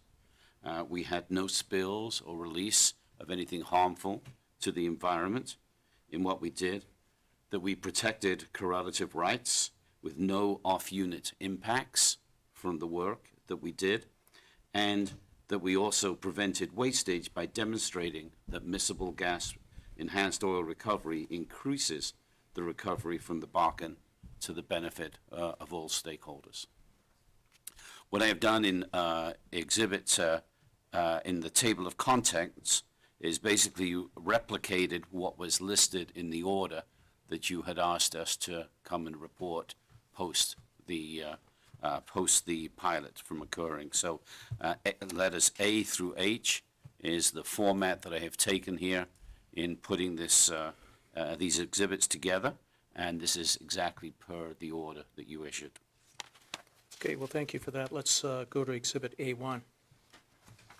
Okay, Exhibit A1 is just really just the plats of the pilot wells and the monitor wells and denoting the injection well. A2. Exhibit A2 shows the 2560 acre spacing unit that was the subject of this order. It is in the southwest of Township 158 North, 93 West, in the northwest portion of Montreal County. And Mark, maybe we can expedite the hearing process. If I don't stop you, if you just kind of go through the exhibits, and if I have a Sure. question, I'll stop you. How does that Okay, sound? go ahead, we'll do that. Okay. Okay, Exhibit A3 just shows a location map here, the East Tioga Field in which this spacing unit resides. And we've also indicated there in the pink the operated units by Liberty, so that you can see that that we operate the spacing units to the east, to the west, and to the north of the pilot area. To the south, that is actually operated by Hess. And then finally, Exhibit A4 here is just the more greater details here. The original two parent wells that were drilled in 2017 are the Caitlin 4 MBH well and the Haley 1 MBH well. They were drilled in 2017. In 2019, we drilled a tight spacing unit of 3 wells in between those two parent wells. 2 wells in the Three Forks, the Caitlin 4 TFH, the Haley 1 TFH, and then the middle original section line well to the original 1280 units is the injection well that was the subject of this pilot, the Haley-10 MBH well. And let me stop you there, Mark, because I think it's important to probably note for the record, numerous occasions now you've mentioned about Liberty wells. Can you just very, very briefly tell the commission what has transpired in the last few months with respect to disposition of these properties? Earlier this year, the properties were sold from Liberty Resources 2, which was our asset company, which were holding these Bakken assets, and they were sold to a Dallas private equity fund and operator by the name of Silver Hill Energy Partners, which you have approved the Form 15 I don't recall the exact date, but in the summer sometime, that those properties now are operated by Silver Hill Energy Partners. And a number of the Liberty Resources management staff continue to work for Silver Hill now in operating these assets. And to provide some continuity with respect to having done the work and making the report, you are in essence appearing here on behalf of Silver Creek. Is that a fair statement? Silver Hill, Or, correct. excuse me, Silver Hill. Correct, and we have discussed and reviewed with them the subject matter here, and they have asked us to report on behalf of them as the operator now of these assets. Okay, thank you. All right, continue with section B. Okay, if I can just finish on section Exhibit A4 there, just to mention that we have some additional infill wells that were drilled to the east here, the Haley East infill wells. They were drilled and placed on production earlier this year in January, February of this year. And then later this year, there are 3 wells to the north that were drilled and placed on production in July of this year. Okay, section B is a summary of the injection and production cycles here. Half of this information here we actually provided to the commission 2 years ago 2 years ago when we reported on our 2021 pilot, which was our first phase pilot. In that first phase pilot, we injected produced gas that was supplied from our adjacent Liberty Midstream Solutions gas sales line. I should mention as well a significant amount of work that was done in partnership with the EERC and some other groups, Computer Modeling Group and EOR, ETC. And we reviewed with you 2 years ago that that this employed a novel injection scheme referred to as rapid switched stack slug injection, where you're basically injecting very small slugs of water and gas so that you can use the hydrostatic head of that partial column to reduce the surface injection pressures, and that allowed us to inject at surface pressures that were as low as 1300 psi. Our second phase project, which you are seeing the data on here for the first time, was a more conventional produced gas system, again from the Liberty Midstream Solutions gas sales line, but it was using produced water rather than fresh water, which was supplied from our offset water gathering lines, and we also did not utilize any surfactant. It was a traditional WAG process with 3 discrete water and gas injection cycles. So a slightly different approach, a lower cost approach, a simpler approach, trying to utilize as much equipment and services and products that were readily available in order to prove an economic step in terms of the application of enhanced oil recovery.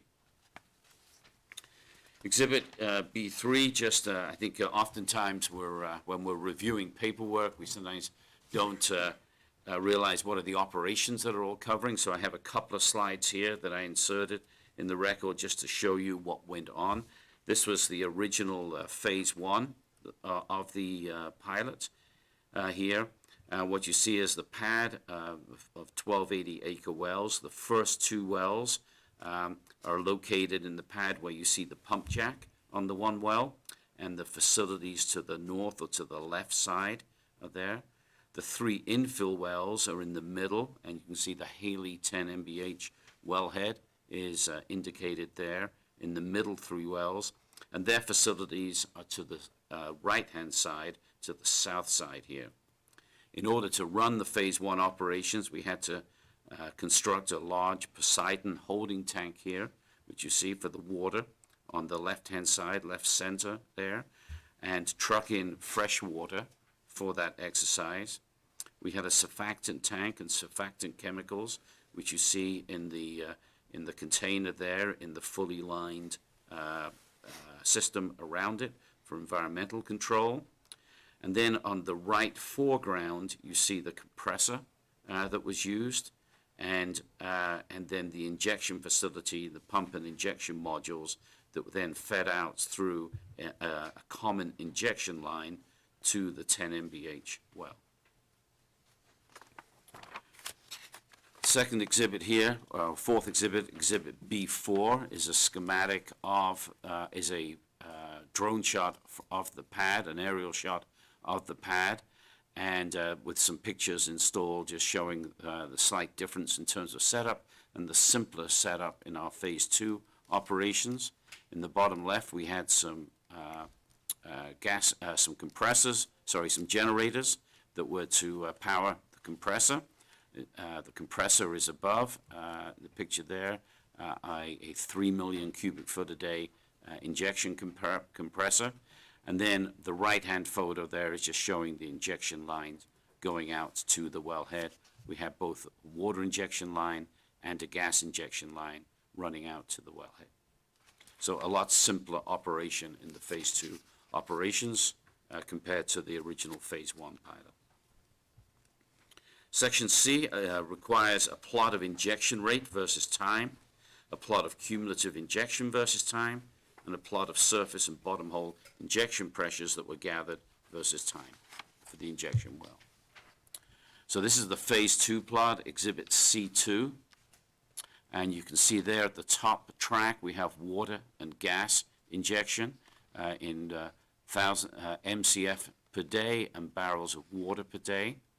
The blue is the water injection, the red is the gas injection. You can see that we're typically injecting our water cycles at 2,500 barrels a day to 3,000 barrels a day.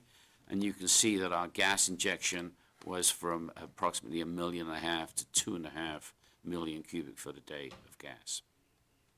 The middle track shows the cumulative injection. So we injected a total of 70 million scuffs of gas and just under 23,000 barrels of water. And then the wellhead injection pressures, you can see on the bottom track here, basically when we were on water injection with a full column of water, we were on vacuum at the surface, so there is no pressure there at the surface. And then the gas injection, you can see that we started right around 800 psi and gradually built during the injection phase to just over 1200 psi. Exhibit C3, I just put the same data on tracks that show, on time tracks that show the first and the second phase of injection. You can see the first phase at the top, we've got blue and red going on concurrently. You can see that that cycle started off primarily gas that we were trying to get into the ground for the miscible EOR benefit.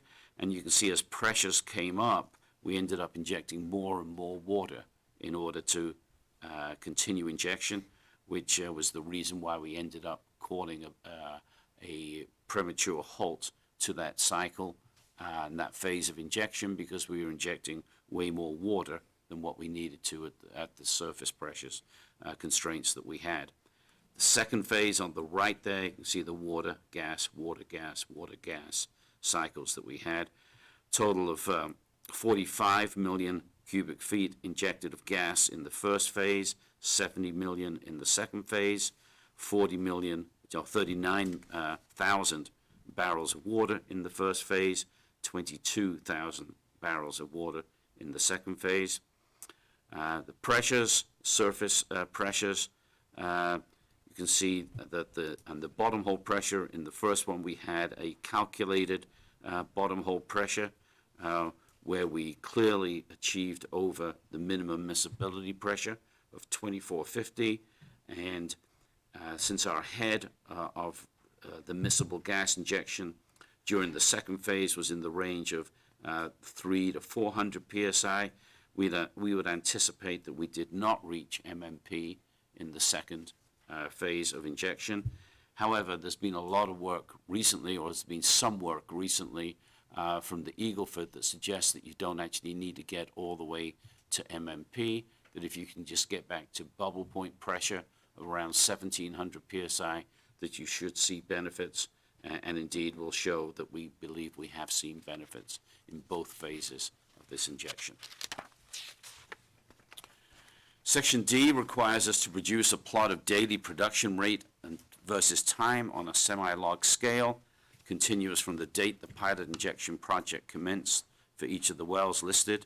And those wells are listed on the right-hand side here, and to notate such significant events where production starts and ends. So we have a series of plots here. I'll maybe just focus on the key wells in the injection pilot. But we'd be happy to answer other questions. So the first exhibit, D2 here, is the water, gas, and oil for the injection well, the 10 MBH well. And each of these exhibits you'll see in the top right, you'll see the schematic with a yellow box around the location of the well that we're referring to in the data. So you can see in this well here that after the first injection cycle that we had significant water and initial gas coming back. The gas dropped down, stabilized, the water gradually came down, and you can see that the oil rate came up after about a month or two of production, and then started resuming its decline. Same thing after the second phase of injection. We see a significant gas and water in the initial flowback, and a reduced oil rate, which starts to climb and increases with time away from the injection period. The next two slides are the two offset wells. And so the first one is the offset well to the right. This is in the Three Forks. So our injection well is in the middle Bakken. The two immediate offset wells are Three Forks wells. In this well here, you can see that we had, in the first injection phase, we had some gas breakthrough there in the spikes in the red that you see in the first injection phase. But we continued producing that well. After injection, the gas injection dropped down, and the water injection there really did not have a significant increase in any form. The well was shut in with a downhole failure in March of 22. You can see the increase in rates that we have in both water, gas, and oil, which is typical of any shut-in period. And then the decline in the second phase of injection. You can see gas breakthrough, again, particularly towards in the third phase of the WAG injection. And we did shut in the well temporarily there, and then reopened it up, and the well has produced with high gas and high water initially that has come down, and an increase in oil rate that occurred over time. The well here is currently shut in due to a downhole failure. The other offset well to the west is Exhibit D4. You can see we had no breakthrough at all. The left-hand side, water, oil, water, gas, and oil, blue, red, and green. You can see no impact there. And the same thing, we did have a downhole failure in that well during the injection cycle, but overall, despite the fact that you can see that the green oil rates are currently maybe somewhat higher than before injection, we think that is due to the shut-in periods as opposed to directly from EOR benefits. The rest of the exhibits in D will go through each of the other wells. We've notated those. We'd be happy to take any questions, but we don't see any impact from the boundary wells, which is the Caitlin 4 MBH, the original parent wells, or the Haley 1 MBH, which is Exhibit D6. And the same thing for any of the offset wells, which each of those you have plots in Exhibit D7, D8, D9, and D10.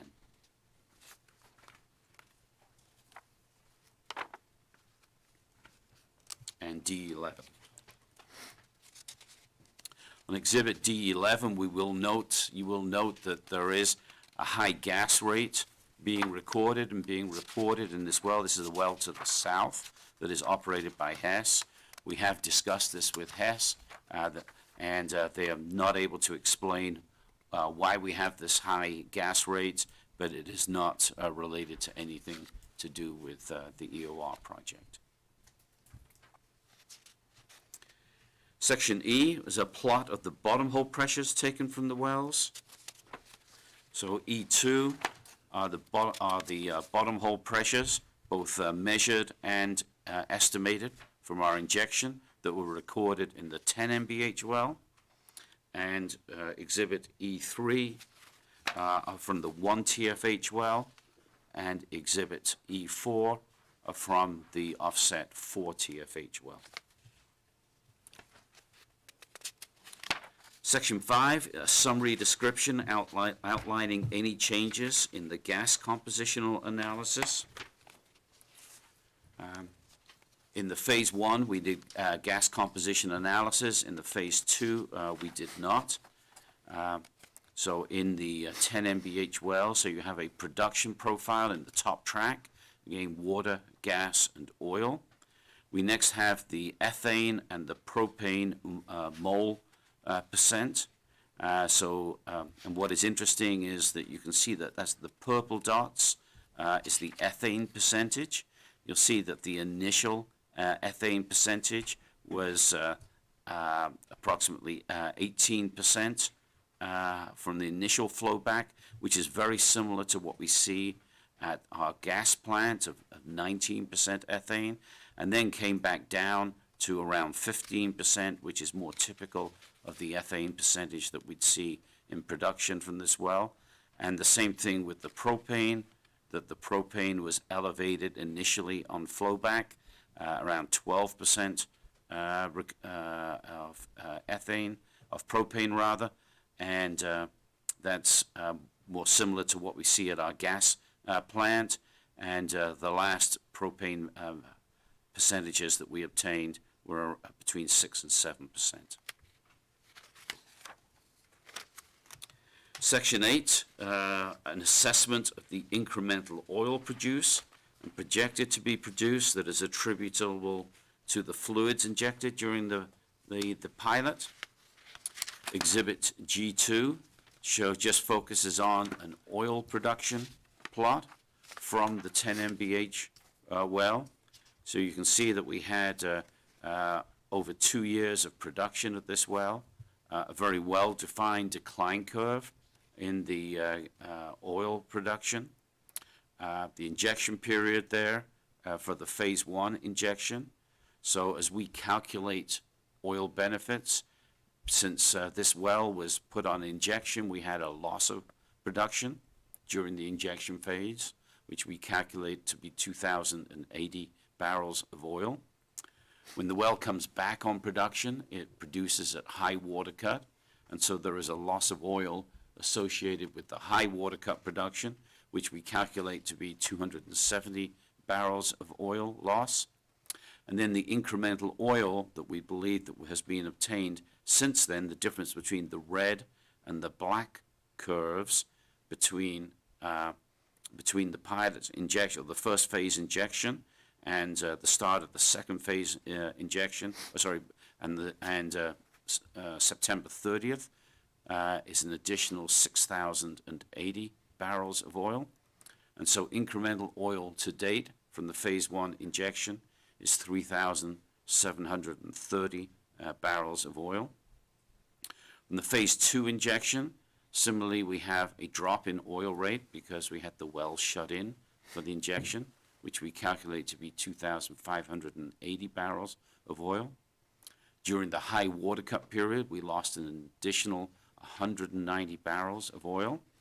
And in the period that it produced from December until September 30th, it has produced 1,120 barrels of oil. Again, I can point out that that well has had a failure, and so it's currently waiting on being returned to production, which I believe is going to be happening in the next week. So incremental oil to date is actually a loss because of the phase, but as you can see, the rates that it has produced, the oil rates that have been produced since the second phase of injection are higher than what they were beforehand. And if you look overall, our projections using the same B factor in the decline profile is that we will see somewhere between 6,250 and 9,600 barrels of oil in the 5 years following injection of this pilot. The second well that we've attributed production gains from is shown in Exhibit G3. That is the eastern of the two offset production wells, the Haley 1 TFH, and that's just a straight matter of the initial decline, which is the red line that we have projected, and then the current, the phase 1 projection, that's the black line, and the magenta blue line, the top line, which is the our estimate right now of where we would end up with on the following the second phase of production, and that has overall, because there's no shut-in production because there's no injection in this well, it's purely offset production. We've currently gained 3,650 barrels of oil from the offset injection, and our projection is an additional 5,400 barrels of oil by the end of 2028. We were required to also submit Exhibit G4, which is to show the gas injection and gas recovery. So in the first phase of the pilot, we'd recovered 100% of the gas by March of 2022. In the second phase of the pilot, we're currently at 48% recovery, And as I said, that well has been shut in because of a downhole failure, so it's still on the recovery path towards the 70 million cubic feet that was injected. Exhibit G5 is the same thing for the water injection, that we recovered 100% of the water injection on the first phase by December of 2021, and we recovered more than 100% of the injected water by April 2024 for the second phase. Finally, we're asked to produce a summary here. So we believe measurable incremental oil is attributable to the injected fluids during the phases, of both phases. Incremental oil was observed in both the injection 10 MBH well and the Eastern Offset Three Forks producer, the Haley 1 TFH well. Post-production forecasts, both post-pilot forecasts, indicated a projected incremental oil of between 11,650 and 15,000 barrels of oil over a 5-year period, attributable to the combination of co-injection phase of gas and water with surfactant and a traditional WAG process that we used in phase 2. Approximately between 6,250 and 9,600 barrels are attributable to the injector well, the 10 MBH, and 5,400 barrels attributable to the offset producer. No incremental oil due to the EOR injection was observed in the 3 remaining wells in the pilot, which includes the Western Offset producer, the Caitlin 4 TFH, or the 2 boundary wells, the original parent wells, the Caitlin 4 MBH and Haley 1 MBH. If you do the quick math here, the project incremental recovery suggests a gross gas utilization factor of between 7.7 to 10 MCF per barrel of oil, of incremental oil that's being recovered. Pressure data confirms that the bottom hole pressure during injection and at the start of the production phase in phase 1 was above the minimum miscibility pressure.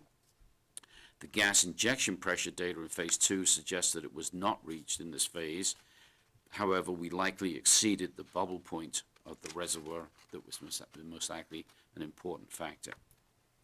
The Haley 1 TFH offset producer is to the injector is the only well that exhibited any, and it was minimal, gas breakthrough during either of the injection phases.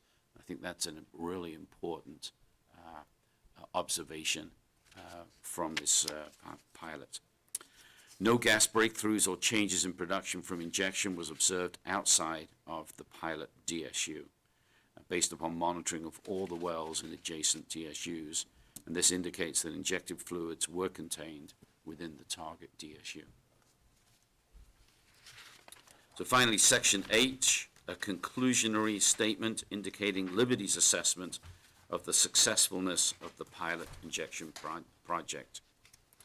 So our conclusion statement: measurable incremental oil is attributable to the injected fluids observed on the EOR injector, the Haley 10 MBH and its Eastern Offset, with total incremental oil between 11,650 and 15,000 barrels of oil over a 5-year period.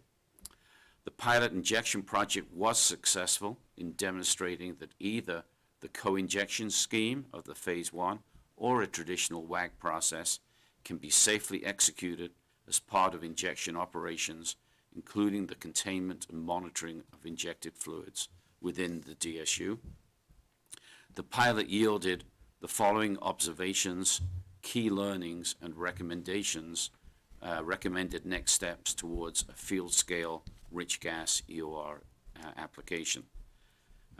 First, our observations. Injectivity was readily established, both on the gas and the water injection cycles, and our work was able to be integrated into our routine operations with a minimal of trouble. Gas breakthrough occurred in only one well, directly to the east of the WAG injection, and that occurred in both the phase 1 and the phase 2. During phase 2, the gas breakthrough occurred during the 3rd injection cycle, and this offset producer was shut in to control the gas which was greater than 100 MCF of incremental gas. The gas breakthroughs continue to confirm connectivity between both the Middle Bakken and the Three Forks formations. No gas or water breakthrough was detected outside of the 2560 acre DSU pilot area. Our key lessons, Exhibit H3, WAG injection can be successfully utilized in the Bakken and Three Forks reservoirs with containment within the DSU.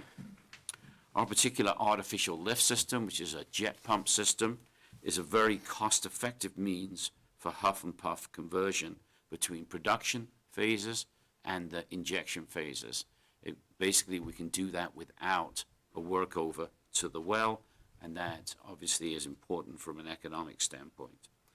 The utilization of produced gas and produced waters improves the economics and provides operational simplicity to enhance pressure buildup, and water plays an important role in the injection process to enhance conformance by delaying or mitigating gas breakthrough. Supplemental injection gas beyond gas produced in the DSU is critical for an economic EOR response. A prior order that we had for a pilot that was conducted in a different field was limited by not having off-site gas, and that really is critical in anything that you're going to be approving. And finally, if you look at the economics, multiple huff and puff cycles are going to be necessary to end up with an economically viable EOR project. Our recommended next steps, if we were operating this, would be to consider adding surfactant to the produced water cycle. The chemistry's a little harder to understand and to fully quantify in the laboratory when you have produced water instead of fresh water, but there are significant benefits, we believe, and all the lab data shows there is significant benefits to the addition of surfactant, and that's something which could be combined with produced water in another pilot test. We would also recommend incorporating WAG injection much earlier into the production life of the well, optimally into an infill project to maximize the miscible benefits through EOR recovery. And finally, just learning takes time. Obviously, there's been a number of years that we were working this project, and it requires a positive intention. My hat's off to our operations staff for the work that they did. I appreciate all the partners that have worked on this with us in terms of trying to move the Bakken forward, and it's going to be really important to continue that work in order to move the Bakken beyond solely a primary recovery production. And we would encourage, and I would encourage the Commission to support incentives to industry in order to increase the rate of learning and adoption of EOR technologies. As an executive leading a company, I can tell you that when you're dealing with investors, whether those are public investors or private investors, it's easy to do the same thing that everyone else is doing. It's a lot harder to try and champion doing something better. And I would just encourage the Commission to support whatever steps may be taken in the future to try and encourage industry to move recovery higher in the Bakken to the benefit of all stakeholders. Thank you, Mark. No further testimony from Liberty on this matter. You want to offer the Oh, yes, offer each one of the exhibits that were identified by the witness. exhibits are admitted. Any questions from the staff?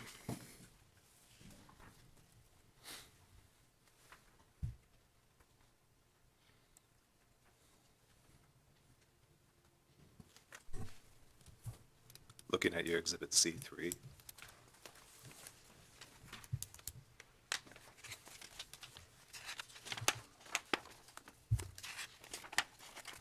For the second phase here, bubble point pressure you'd mentioned was 1700 PSI, Correct, yeah? and understanding that you couldn't estimate this with just the gas head, do you have an idea of how far into that cycle you believe you reach that pressure? Towards the latter part of the cycle, so maybe in the third phase of injection that we were reaching that. What kind of indicators did you see? Well, we have done bottom hole measurements on other gas injection. We've been on gas, and we believe that we're about between 300 and 400 psi of head with the rich gas in the well.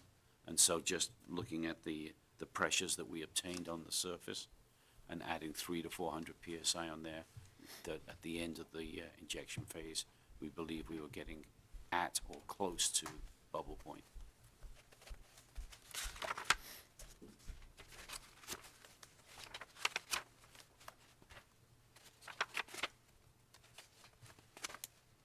I'm not sure exactly which exhibit it is where you had mentioned that Hess that saw breakthrough on one of their well, or not breakthrough, but that saw increased gas. Yeah. Did they have any speculative reason that they offered? No. That was on the exhibit. Looks like D11.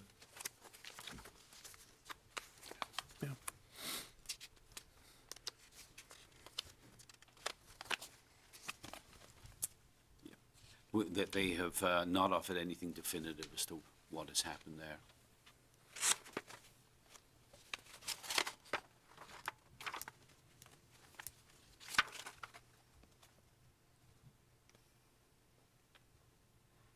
If you were going to pursue another pilot project, was the methodology used in cycle 1 cost prohibitive, or would that be something to consider again? I think in order to move the technology along and the costs, we need to make the unit cost of doing the work less expensive. And the phase 1 injection was much more expensive, total project cost, than the phase 2 injection. Given the fact that we've seen response from the phase 2 injection, I would be more inclined to be following just a conventional WAG process, as in the phase 2 process. It's not to say that it's, there's not opportunity for the phase 1, but obviously everybody that's spending money, whether it's in operations or for CapEx, is really focused on what's the value that's being created there. And if you look at the project as a whole, costs are over $1 million to have done this work. And so if you look at the unit costs there as a CapEx type project, we've got to get the cost down, which you can do with repeat operations. You can do with multiple wells, and therefore trying to pursue the lower cost of the two options with conventional WAG, maybe with surfactant, is much more likely to produce economic value, in my opinion.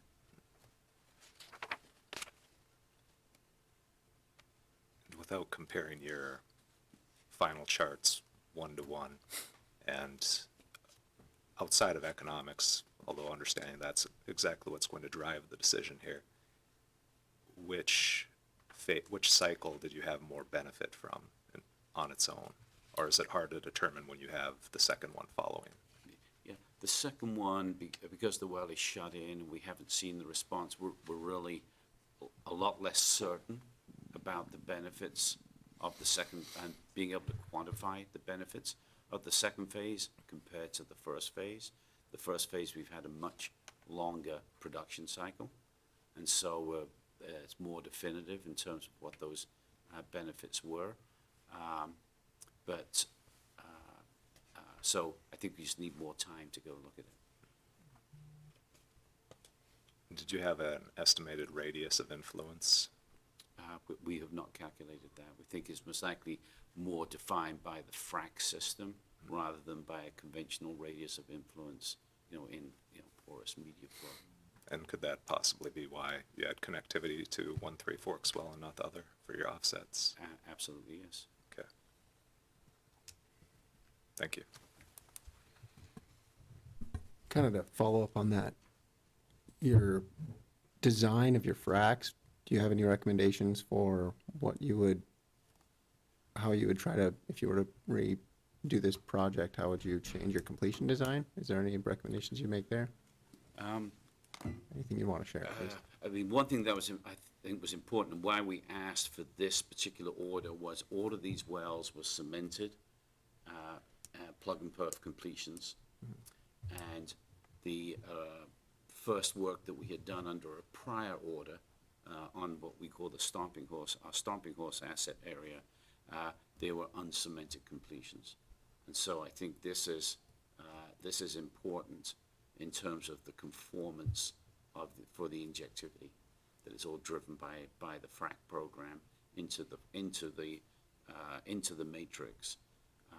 And so I think that's an important thing. And if you go back and look at the history of all EOR pilots and all EOR tests, I believe I'm correct in saying that every one of them prior to this have been in uncemented wells. And in fact, if you go back and read some of the literature on some of the work, and particularly I mentioned EOG's work that was obviously an early pioneer in EOR, the fact that it wasn't successful here in the Bakken, we believe was driven by the fact that the work was done in uncemented wells.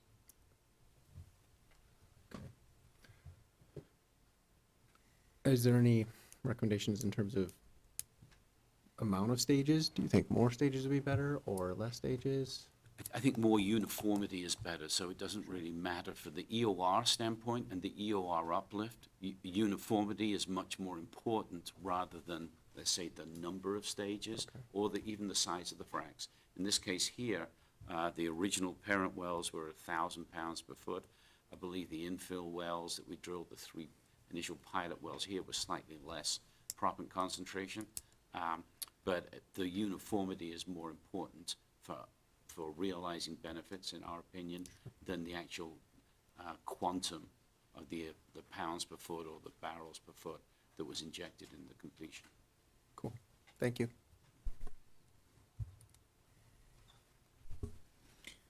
Mark, on both D2 and D3, the wells you indicated that had the indicated uplift post phase 2 injection,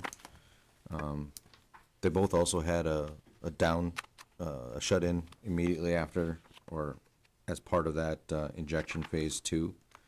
And realizing you don't have the full production history post phase 2 that you'd like to have here, but Right. have you been able to quantify how much of that uplift might have been resulted from the shut-in period versus the injection phase? No, we haven't, because if you look at the, I think it's easier to see when you look at the exhibits G2 and G3, to look at that, because obviously there you can see where the shut-in periods occurred. That's why we have put a range on that, because some of that is because of the shut-in period. If you look at G2, for instance, the shut-in period that occurred after injection there. And then the same thing here you can see on G3. Okay, so your bounding range there is kind of to try to account for some portion of it being related Correct, to yeah, the shut-in and some portion. Yeah. Okay.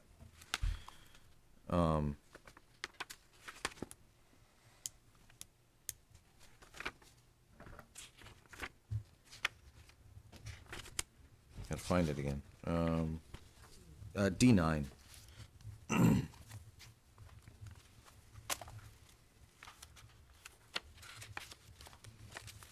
It's one of the monitoring wells, but can you explain why the chart looks? Yeah, this is an old initial completion. You see it's a diagonal well across the 2 DSUs above, with that is just time pumped there, so that's just reflecting the time pump production. Right, so it is shut in between each of these Yes, indicators. correct, yeah. Okay.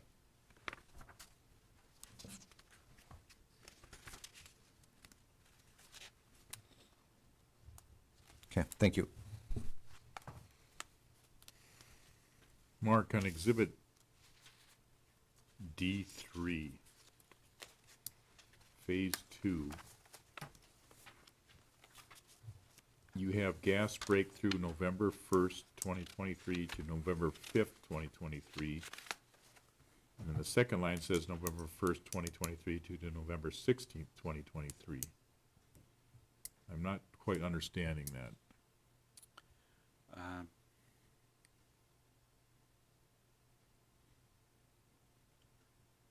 Is there a missing number in the second line? It appears it's trying to show two different time frames. I'll have to refer back to you on specifically what the 11.1 to 11.16 period. The 11.1 to 11.5 was the breakthrough that we saw there, and then subsequently we shut in the well. Yeah, if you could clarify that. Okay.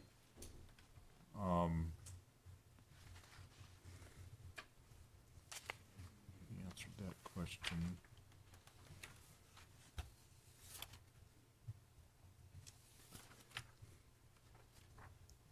So on G6,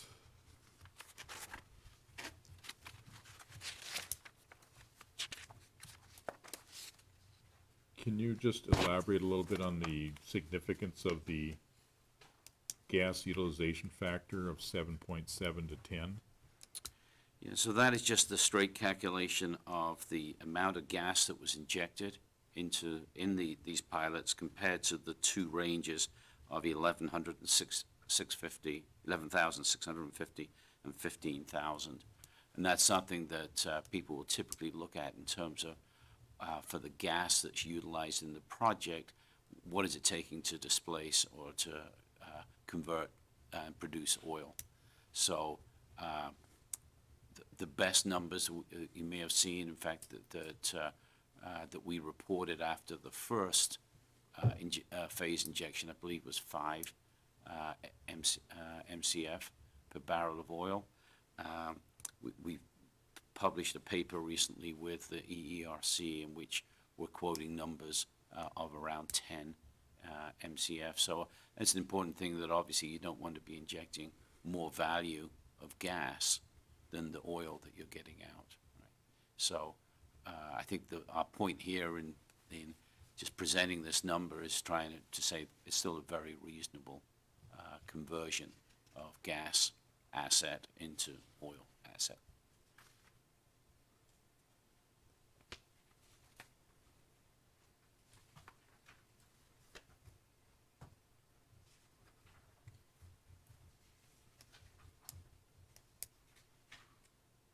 So Liberty obviously does not operate the wells anymore, and Silva Hill is not here. I don't know if you're going to speak on their behalf, but so is this project done?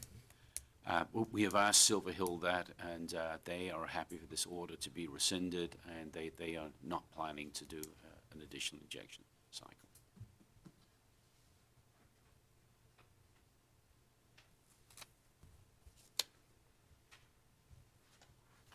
Okay, thank you. I got another quick question, kind of on how the wellbore was configured. Was there any, in terms of trying to uniformly inject the gas across the whole lateral? How are you able to do that? It was just bullheaded in. It was just bullheaded in, right? So we have the whole wellbore, we believe, is still open, and we're just relying on the fact that it was uniformly fractured and through the perforations.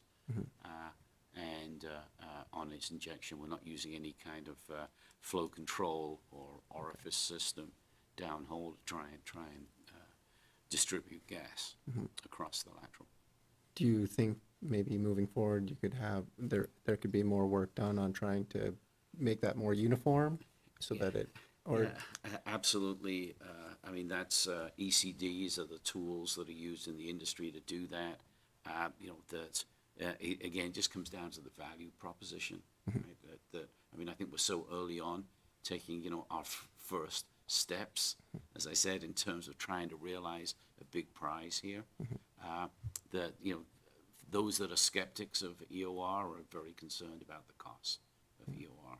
And I think absolutely, as we take further steps and get more understanding, things like injection control and conformance, and the way how you'd control that conformance, maybe with a sleeve system or some other technology, orifice type technology downhole, could absolutely occur. It could be that you actually have a phase injection into the toe and then come up whole, or up the lateral in essence, on that injection as well. That could be another approach to take. But I think those are all things to be addressed down the road. Thank you. Mark, somewhat simple question, I guess, but what were the main majority of the downhole failures that occurred? Holes in tubing, so we've got jet pumps here, so holes in tubing requiring a repair. Sometimes it may have been, I don't have the details, everyone, it could be a stuck jet pump if we couldn't get the jet pump out, but needed to replace it. Occasionally we have to do a workover and actually manually pull the jet pump out, but most of the time it'll be holes in tubing. Okay, thank you.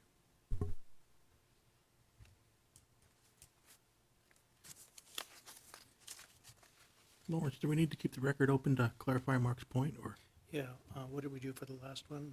A Was it week. next Wednesday? next, yeah, Yeah, let's do the same for so the, 6th? yep. Okay, the record will remain open in this case until November 6th. That concludes our hearing for case number 31237.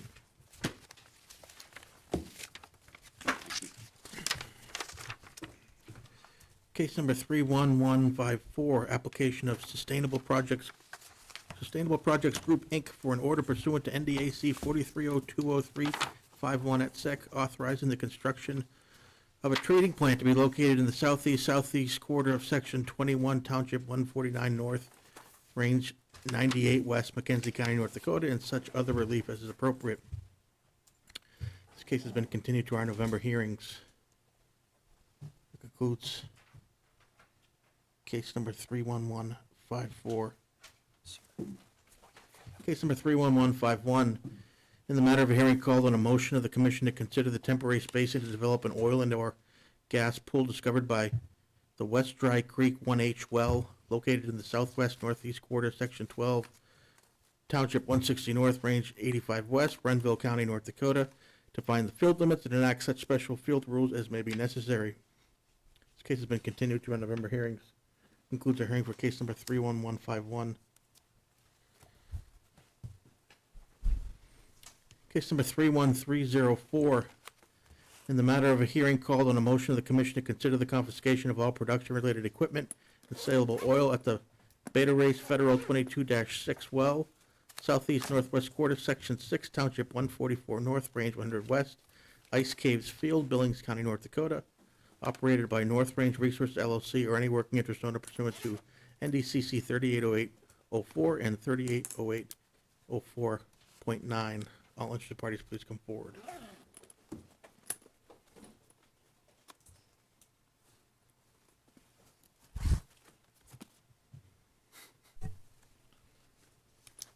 We are in receipt of a letter from the Bureau of Land Management, and also a letter from the United States Forest Service concerning this case. Would recommend they be made part of the record. We also have an advertising issue with this case. It was not properly noticed in Billings County, so I would recommend we continue the case to allow that notification to take place. Okay, the case will be continued to the November hearings, Yes, that's good.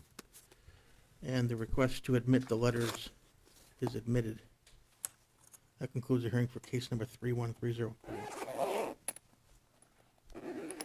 Case number 31305, in the matter of a hearing called on a motion of the commission to consider the confiscation of all production-related equipment and saleable oil at the Placid 28-1V well, southwest quarter, section 28, 140, township 146 North, range 100 West, Rough Rider Field, Mackenzie County, North Dakota, operated by North Range Resources LLC or any working interest owner pursuant to NDCC sections 380804 and 380804.9. All interested parties, please come forward.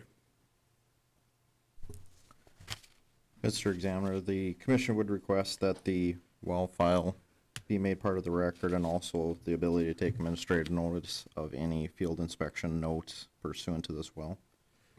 Request is granted. That concludes our hearing for case number 31305.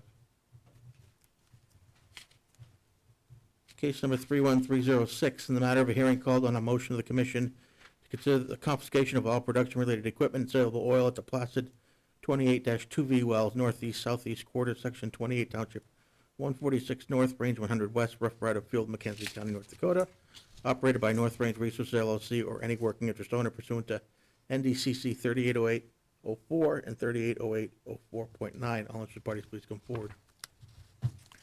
Mr. Examiner, the commission would request that the well file be made part of the record and the ability to take administrative notice of the field inspection notes for this well. Request is granted. That concludes the hearing for case number 31306.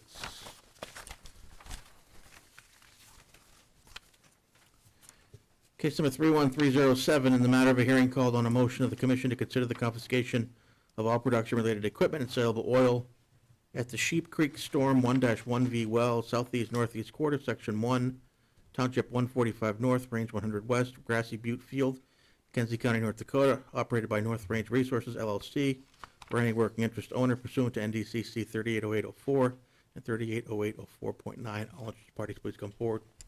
Mr. Examiner, the commission would request that the well file be made part of the record and the ability to take administrative notice for the field inspection notes for this well. Request is granted.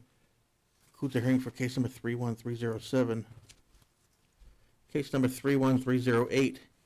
In the matter of a hearing called on a motion of the commission to consider the confiscation of all production-related equipment and saleable oil at the Duncan Federal 20-14 well, southwest quarter, section 20, township 145 North, range 99 West, Scarrett Woman Field, Mackenzie County, North Dakota, operated by North Range Resources LLC or any working interest owner pursuant to NDCC 380804 and 380804.9. All interested parties, please come forward.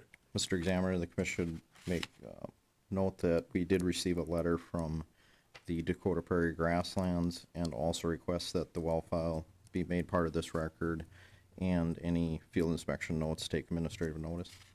Request is granted. That concludes our hearing for case number 31308. Case number 31309, in the matter of a hearing called on a motion of the commission to consider the confiscation of all production-related equipment and saleable oil at the Duncan Federal 30-24 well, southeast-southwest quarter, section 30, township 145 North, range 99 West, Scarrett Woman Field, Mackenzie County, North Dakota, operated by North Range Resources LLC, or any working interest owner pursuant to NDCC 380804 and 380804.9. All interested parties, please come forward. Mr. Examiner, the commission received a letter from Dakota Prairie Grasslands in this case. We also would request that the well file be made part of the record and the ability to take administrative notice for the field inspection notes. And I'd also point out, we did receive a letter from the Bureau of Land Management concerning this case also, and ask that be made part of the record. Requests are granted. That concludes our hearing for case number 31309. And that concludes our hearings for the day.